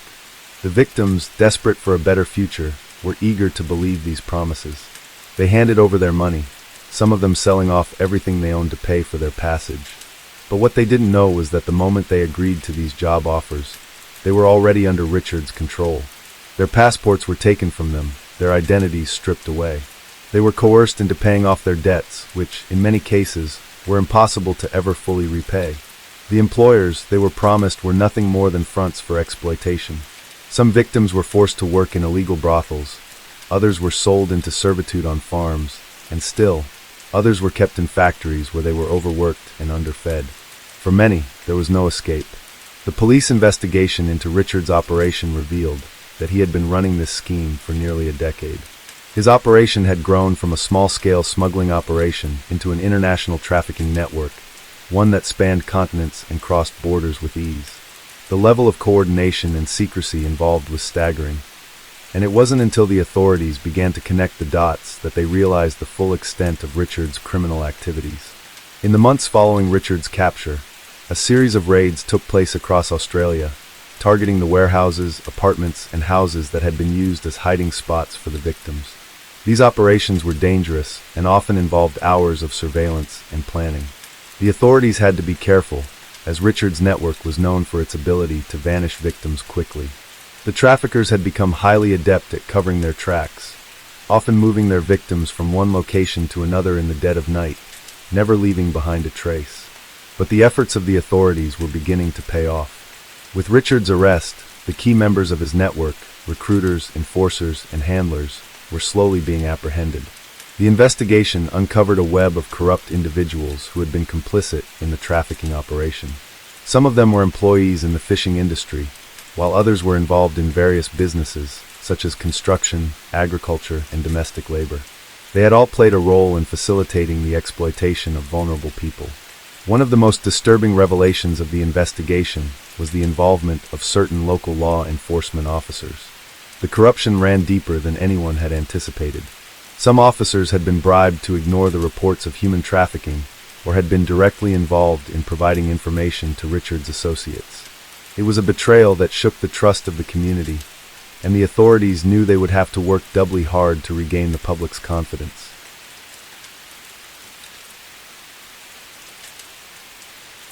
The survivors, once they were freed, began to share their stories. Their experiences were harrowing, and the pain of their trauma was evident in the way they spoke about their time in captivity. But there was also a sense of relief that they were no longer trapped in the cycle of exploitation and fear. Many had been so conditioned by their traffickers that they had believed there was no hope, no way out. But with each person rescued, the possibility of justice grew stronger. It was not just the physical toll of the abuse that these survivors had endured, but the mental and emotional scars that would take years to heal. Many of them had lost everything: their families, their homes, their sense of identity. They had been stripped of their dignity and forced to live in a constant state of fear. The idea of starting over in a new country, free from the hold of their traffickers, seemed impossible for some. But slowly, with the support of local charities and victim advocacy groups, they began to rebuild their lives. The authorities continued to pursue leads in an effort to dismantle Richard's entire network. It was a slow process, as many of the people involved in the operation had gone into hiding. Richard's associates were more careful now, more paranoid, knowing that the law was closing in on them. The task force expanded its search to international locations, tracking down former associates of Richard's and attempting to locate the sources of his trafficking operation in other countries. The Australian Federal Police worked closely with their counterparts in Thailand, the Philippines, and Eastern Europe to share information and resources. They knew that bringing down an international trafficking network required cooperation across borders. In the aftermath of the investigation, Richard's name became infamous. He was known as the architect of one of the largest human trafficking operations in Australia's history. His downfall was a victory for law enforcement, but it also served as a reminder of the horrors that lurk in the shadows of society. Human trafficking, often hidden behind closed doors and quiet whispers, remained a pervasive issue, one that needed constant vigilance and international cooperation to combat. For the victims, however, the journey to healing was just beginning. Many of them faced an uncertain future, but with each passing day, they were one step closer to reclaiming their lives. Some found work in legitimate industries, while others were given the opportunity to reunite with their families. The scars of their past would remain with them, but they had survived. And for the first time in years, they were free. Richards was eventually sentenced to life in prison for his crimes, but the true weight of his actions could never be fully quantified. The damage he had caused was immeasurable. Lives had been destroyed, families torn apart, and countless individuals left scarred by the horrors they had endured. His legacy would be one of suffering and exploitation, but the survivors of his network, the brave men and women who had fought to escape his grip, would prove that even in the face of darkness, there could be light. The authorities had been alerted to the situation when several individuals, who had somehow escaped the grip of the operation, came forward with their harrowing accounts. They spoke of the conditions they had been forced to endure while being transported from one location to another. These individuals were mostly from underprivileged regions across Southeast Asia, lured by promises of a better life, only to find themselves trapped in a vicious cycle of exploitation and fear. The people behind the operation were a web of individuals working across multiple layers. It was never just one person running the show, but rather a network. The man at the helm was a man named Adrien holbrook, a seemingly unassuming middle-aged individual who had long since ingratiated himself into various business circles in Hobart, Tasmania.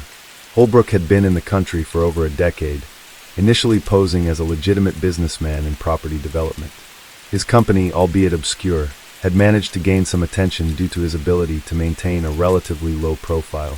Few questioned how a man of his background could afford such lavish investments in the city. However, Holbrook wasn't interested in real estate. He had other plans. His rise to power within the realm of human trafficking was slow, methodical, and at times, even genius in its design. He had learned how to manipulate every system he interacted with, whether it was legal, political, or even the people around him. He had found ways to obscure his identity through a series of false documents, each one more convincing than the last. He was never alone in this venture, though. The very nature of the operation demanded collaboration with those who could carry out the grim tasks that Holbrook himself preferred to avoid. Holbrook's story was not a particularly remarkable one, at least not at first glance. He had grown up in a middle-class family in Melbourne, attending a well-regarded university. After his graduation, he dabbled in various businesses, most of which failed. Eventually, he moved to Hobart, looking for a fresh start. But unlike many others, he saw the quietude of Tasmania as an opportunity, not a limitation. It provided a perfect backdrop for his illicit activities to flourish without the scrutiny that larger cities might attract. It wasn't long before Holbrook discovered the enormous demand for cheap labor in Australia. The country, with its growing economy, was increasingly reliant on low-wage workers to fuel industries ranging from agriculture to construction. The challenge was the availability of labor. Many local workers were unwilling to take on dangerous or menial jobs, and the government's stringent immigration policies made it hard for foreign workers to enter the country legally. That's when Holbrook saw his opportunity. He reached out to various contacts in countries like Indonesia, the Philippines, and Thailand, regions known for their struggling economies. Holbrook's pitch was simple: come to Australia for a better life. He promised work, safety, and a wage that would make their families proud. But the reality was far from the dream he painted. The victims he brought in were often handed over to others who would force them into dangerous work, on fishing boats, in factories, or on farms. They were kept under tight control, their identities stripped away, and their freedom taken. Those who refused to comply were threatened, beaten, or worse. Holbrook kept his distance, always operating behind the scenes, but his involvement in every transaction was undeniable. He had a network of local fixers, many of whom were tied to corrupt officials, police, and other influential figures. They facilitated the transportation of these individuals from port to port, making sure they avoided any detection along the way. By the time the victims reached their destination in Hobart, they were already broken, physically, emotionally, and mentally. One of the critical players in Holbrook's operation was a woman named Olivia Grant, a seasoned fixer with an intricate understanding of how to manipulate the system. She was charismatic and well-connected, having worked in various industries across the city. Holbrook had met her at a local charity event, and within weeks, she became an essential part of his operation. Olivia wasn't just a middleman. She was the one who managed the safe houses where the workers were kept until they were distributed to their jobs. She was calm, calculating, and always one step ahead of anyone who dared to question her. Her involvement in the trafficking ring was something of an open secret in certain circles. While she maintained the image of a well-respected businesswoman, those who were close to her knew the truth. Olivia's dealings were dark, hidden beneath a veneer of social success and charitable endeavors. She was the one who maintained the silence, ensuring that no one spoke out of turn, that no one slipped through the cracks. If anyone threatened to break the operation wide open, she was the one who made them disappear, whether by coercion, bribes, or outright threats. Together, Holbrook and Olivia built a sophisticated operation that spanned multiple countries, using human lives as commodities to satisfy the insatiable demand for cheap labor in Australia. But the cracks in their scheme began to show when one of their workers, a young woman named Mia, managed to escape during a routine transfer from one of the holding facilities. Mia had been brought to Australia from Indonesia under the guise of a better life, but the reality was much darker. She had been forced into a grueling, back-breaking job on a farm outside Hobart, where she worked 16-hour shifts with minimal pay and no time off. Mia had been desperate to find a way out. She knew the risks, but she also knew that staying meant certain death, either from exhaustion, disease, or the brutal punishment inflicted on those who attempted to escape. One evening, during a rare moment of carelessness on the part of her captors, Mia managed to slip away. She ran through the dark streets, barely avoiding being seen. With no money, no identification, and only the clothes on her back, she made her way to the nearest police station. Her story sent shockwaves through the local police force. Investigators began to piece together the fragments of her testimony, slowly realizing that this was no isolated case. There was a network, a vast, underground operation built on the exploitation of human lives. They launched an investigation, but Holbrook was quick to cover his tracks. The network was vast, and it was embedded within the very fabric of Hobart's infrastructure. The operation was not just a matter of illegal immigration or human trafficking. It was much deeper than that. Holbrook had built a criminal empire with its tendrils in multiple industries, construction, hospitality, and even entertainment. He had become so ingrained in the local community that people were hesitant to speak out against him. Olivia, too, had a network of supporters who ensured that their dealings remained under wraps. Those who dared to come forward found themselves facing the full force of the criminal machine Holbrook had built. But Mia's courage sparked a series of investigations that would ultimately expose the full extent of the human trafficking ring operating in Hobart. It would take months of painstaking work by local authorities, who followed every lead, untangled the web of deceit, and eventually tracked down key members of the operation. As the investigation unfolded, more victims came forward, adding their voices to Mia's. Each testimony painted a grim picture of the horrors that had taken place in the dark corners of Hobart and beyond. The operation's far-reaching influence began to unravel, revealing the extent to which Holbrook and his associates had exploited the most vulnerable members of society for their own gain. In the end, Adrien Holbrook was arrested and charged with multiple counts of human trafficking, organized crime, and slavery. Olivia Grant, too, was brought to justice for her role in the operation. The trial was long, and the testimonies were harrowing, but the truth finally came to light. The investigation into the Hobart human trafficking ring was one of the largest and most complex in the history of Tasmania. It exposed the dark underbelly of the city and the lengths to which some would go to profit from human suffering. The victims, though scarred, found solace in knowing that they had contributed to bringing down one of the most powerful criminal networks in the region. For Holbrook and Olivia, the consequences were severe. Holbrook was sentenced to life in prison, while Olivia was given a lengthy sentence for her involvement in the operation. Their once thriving empire came crashing down, and the lives they had destroyed could never be fully repaired. Yet, for many of the victims, justice had been served. The road to healing would be long, but they now had a voice, and they were no longer silenced by fear. In the year 2016, a major human trafficking case in Asia came to light that shocked the world, revealing a horrifying underground network. This story begins with the identification of the central figure behind it all, Jiao, a seemingly ordinary businessman from Fujian province, China. Known for his charismatic demeanor and successful import-export business, Wei was a master of deception, blending into society as a legitimate entrepreneur while secretly pulling the strings of one of the most extensive human trafficking rings in Asia. Wei's operation was vast, spanning multiple countries, and involved dozens of operatives working together in the shadows. For years, he had been luring vulnerable individuals from impoverished regions across Southeast Asia, offering them false promises of better jobs and brighter futures. However, once these individuals were smuggled across borders, they found themselves trapped in a world of exploitation, forced into grueling labor, or worse, coerced into the sex trade. His network reached across Thailand, Malaysia, Cambodia, and even further into the heart of mainland China, where the trafficked victims were sold to the highest bidder. Wei's methods were calculated, precise, and effective. He had a network of corrupt officials and border agents who allowed his operations to continue unhindered for years. The scale of the operation was mind-boggling. Thousands of people, mostly young women and children, were trafficked every year.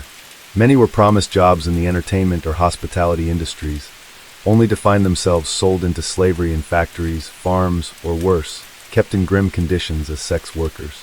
These victims, many of whom had come from rural villages with little to no education, were completely unaware of the horrors they would face. Wei's operation had a brutal efficiency. He would recruit local agents in villages, promising them lucrative wages to bring in recruits. These agents, motivated by the allure of money, would target the most desperate. In some cases, they preyed on families facing financial hardships, offering their children a chance at a better life. Once recruited, these individuals would be transported to various staging areas where they were kept in squalid conditions. From there, they were sent across borders with false documents, sometimes traveling by land, other times hidden in shipping containers. For years, the authorities were unaware of the scale of Wei's operation. The traffickers were meticulous, using counterfeit documents and switching between different smuggling routes to avoid detection. But in 2016, a breakthrough came when an international organization focused on human rights received an anonymous tip. Investigators began piecing together the fragmented evidence and traced it back to Wei Jiao's network. What followed was a massive joint operation between several countries' law enforcement agencies. Thousands of hours of surveillance and undercover work were put in motion. As the investigation deepened, more and more victims came forward, sharing their harrowing stories of what they had been forced to endure under Wei's control.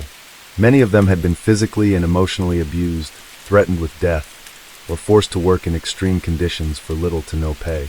They spoke of being locked in small rooms for days on end, often without food, and of being transported under the cover of night, constantly living in fear. The authorities eventually closed in on Wei's operation.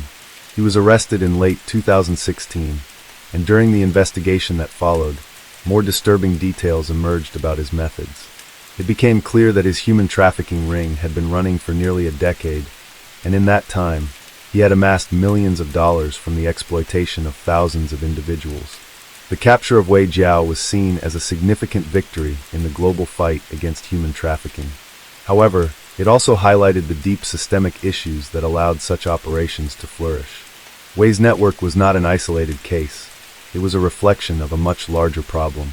Even though he was arrested, many of his associates remained at large, continuing to prey on the most vulnerable in society. As the case made headlines worldwide, Wei's story was picked up by media outlets across Asia and beyond.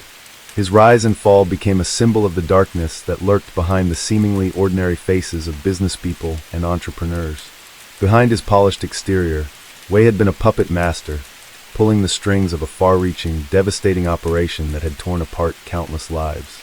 But even with Wei's arrest, the impact of his crimes continued to reverberate across the region. Survivors of the trafficking ring struggled to reintegrate into society, often facing stigmas and trauma that would last a lifetime.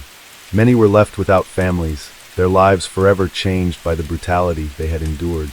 The victims who survived were forced to rebuild their lives from nothing, often facing obstacles that made it difficult to trust anyone again. While the legal proceedings against Jiao and his associates were ongoing, authorities discovered that his network was more than just a trafficking ring. It was an intricate system that involved laundering money through various legitimate businesses, including restaurants, bars, and construction companies. This revelation opened a new chapter in the investigation, exposing the depth of corruption that had allowed the operation to thrive for so long.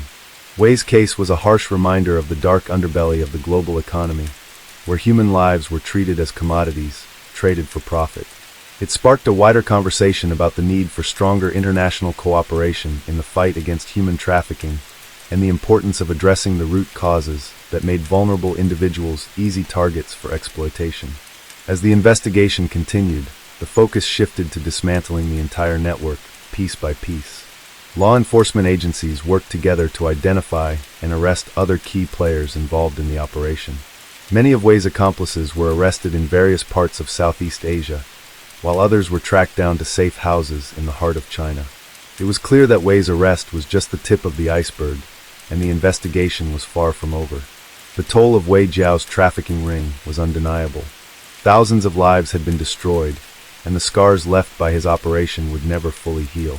Yet, the efforts to bring him to justice offered a glimmer of hope for those who had suffered at his hands. It showed that, even in the face of such dark and pervasive evil, there was still a chance for justice to prevail. The story of Jiao and his human trafficking empire was one of greed, deception, and exploitation. It was a reminder of the vulnerability of those who lived on the margins of society, and the lengths to which some would go to profit from their pain. Yet, it also stood as a testament to the resilience of the human spirit and the tireless efforts of those who worked to bring this monstrous operation to an end. As the case concluded, survivors began to rebuild their lives, slowly but surely, as the world was reminded of the importance of vigilance in the fight against human trafficking. The story of Jiao's empire may have ended, but the struggle to protect the most vulnerable was far from over. And for those who had been caught in his web, the journey to healing had only just begun. As the investigation unfolded, the scale of Jiao's trafficking empire became increasingly apparent. Law enforcement agencies from multiple countries joined forces, including China, Thailand, Malaysia, and Cambodia, working together to unravel the web of deceit that Wei had carefully constructed over the years. With each passing day, more victims came forward, and their testimonies revealed the true horror of what had been happening for nearly a decade. Wei's network was not just about smuggling individuals across borders. It was a well-oiled machine, operating with remarkable efficiency. There were dozens of safe houses hidden away in various regions, where victims were kept for days or even weeks before being sold into labor or sex slavery. These locations were always in isolated areas, far from the eyes of the authorities. It was a brutal existence. Victims lived in cramped, unhygienic conditions, with no access to sunlight or proper meals. They were often locked in rooms with no windows, a tactic designed to prevent them from knowing where they were or how to escape. Many of the victims were women and children, some as young as 12 years old. They were promised jobs in factories, hotels, or restaurants, places where they would be paid well and given the opportunity to support their families. Instead, they were sold to brothels or forced into grueling labor under harsh conditions. For those who tried to resist or escape, the consequences were dire. Wei's agents used fear as a weapon, threatening to harm the victims' families or even kill them if they tried to run. There was no mercy, no chance of reprieve. Once someone entered Wei's network, they were trapped. The authorities, however, were not blind forever. Over the course of several years, law enforcement in various countries began noticing patterns of human trafficking that seemed to converge around certain key players. An increasing number of missing persons reports surfaced in the regions where Wei's operations were believed to be concentrated. However, due to the intricacy of the network and the corruption that allowed it to continue, it took years before the authorities began to piece together the evidence. It wasn't until 2016, when a local Thai police officer stumbled upon a trafficking ring operating just outside Bangkok, that the investigation gained momentum. A young woman, barely 18, was found wandering the streets, disoriented and malnourished. She had escaped from a brothel, where she had been kept for several months. She had no identification, and barely spoke any language other than her native dialect. But the few words she managed to utter were enough to send authorities on the right path. She spoke of a man named Jiao, a Chinese businessman who ran a vast operation across Southeast Asia. Her escape was the first crack in the armor of Wei's criminal network. Within weeks, detectives and investigators from across the region began to follow the trail of breadcrumbs she had left behind. It led them through dark alleys and backdoor dealings, revealing just how deep Wei's influence had spread. The more they uncovered, the more horrifying the truth became. Wei's trafficking operation had been running so smoothly that he had managed to secure a series of false passports, travel documents, and legal loopholes to cover his tracks. His agents would regularly travel between countries, using fake IDs and forged travel papers to smuggle individuals across borders. Once the victims had been successfully trafficked, they were sold to various buyers. Some were forced into the sex trade, while others were used for labor in factories where they were treated as mere machines, working endless hours with little to no rest. The factory owners and brothel operators knew how to keep their businesses under the radar, bribing local officials when necessary and keeping the authorities at bay. Yet, despite the vastness of the network, Wei's downfall began with a single mistake. In his haste to move a group of victims through a particularly busy border crossing in northern Thailand, one of his couriers was caught by a local customs officer. The officer had grown suspicious of the group's behavior and decided to check their documents. What followed was a routine inspection that would set off a chain of events none of them could have foreseen. The victims were rescued, and the investigation into Wei's operation began in earnest. For Wei, the discovery was a major blow. He had worked tirelessly to build a reputation as a respectable businessman, and now, his entire empire was beginning to crumble. He went into hiding, knowing that law enforcement was closing in on him. But his arrest was only a matter of time. As investigators dug deeper, they uncovered a vast network of corrupt individuals who had been paid off to turn a blind eye to Wei's operations. This network stretched across the region, including police officers, government officials, and even hospital workers who had been complicit in falsifying documents for the victims.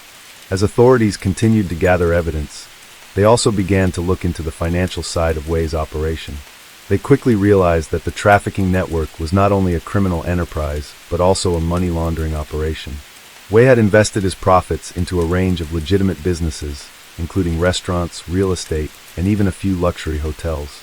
These businesses served as fronts, allowing him to launder the money he earned from his trafficking ring and maintain a facade of legitimacy. It was a system designed to make him appear above suspicion, and it worked for years. But with every passing day, more and more of Wei's accomplices were arrested, and more victims came forward, providing testimonies that would eventually bring down his entire operation. As the investigation continued, it became clear that Wei was just the tip of the iceberg. His arrest revealed an entire criminal infrastructure built on the exploitation of vulnerable people. Authorities were now racing against the clock to dismantle the entire operation and bring those responsible to justice. The survivors of Jiao's trafficking ring were the ones who suffered the most. Many of them had been subjected to unimaginable horrors during their captivity. Some had been physically beaten, others had been mentally tortured, and all had been forced into lives of misery. They spoke of being threatened with violence, of being made to believe that they were worth nothing more than their ability to be sold for profit. The trauma they endured was not just physical but emotional and psychological, leaving scars that would never fully heal. One by one, the survivors began to find their voices, sharing their stories with the world. They spoke not only of the horrors they had faced, but also of their resilience in the face of unimaginable adversity. They were not victims, they were survivors. Many of them had been trafficked for years, but they had managed to escape, to rebuild their lives, and to find hope again. Their stories became a testament to the strength of the human spirit and the will to survive, no matter the odds. In the months that followed, a sense of justice began to take shape. Jiao was finally arrested in late 2016, and his trial began the following year. He was charged with numerous crimes, including human trafficking, forced labor, and money laundering. The evidence against him was overwhelming. Prosecutors presented testimonies from survivors, intercepted communications, and financial records that tied him directly to the trafficking network. Wei's trial was a public spectacle, drawing attention from around the world. The courtroom was filled with survivors who had come to see the man who had ruined their lives face justice. Many of them had waited years for this moment, and as the trial progressed, their voices grew louder. They wanted the world to know what had happened to them, and they wanted Wei to pay for his crimes. The survivors became the focal point of the trial, their courage inspiring others to come forward and speak out about their own experiences. For Wei, the trial was the culmination of years of deception and greed. He had once been a man who thought he could hide behind his wealth and power, but in the end, his empire had crumbled. He was found guilty on all charges and sentenced to life in prison, where he would spend the rest of his days reflecting on the pain and suffering he had caused. The case of Jiao and his trafficking ring was a landmark moment in the fight against human trafficking. It served as a wake-up call to governments, organizations, and individuals around the world about the dangers of human exploitation. It was a reminder that the fight against human trafficking was far from over, and that the work to protect the most vulnerable in society would continue. But for the survivors, the battle didn't end with Wei's arrest. They still faced the long and difficult journey of healing, of rebuilding their lives after everything they had endured. Many of them faced discrimination, mental health challenges, and a lack of support as they tried to reintegrate into society. Yet, with each passing day, they found strength in one another and in the knowledge that they had survived. In the end, the story of Jiao and his trafficking empire was not just about the horrors that occurred under his control.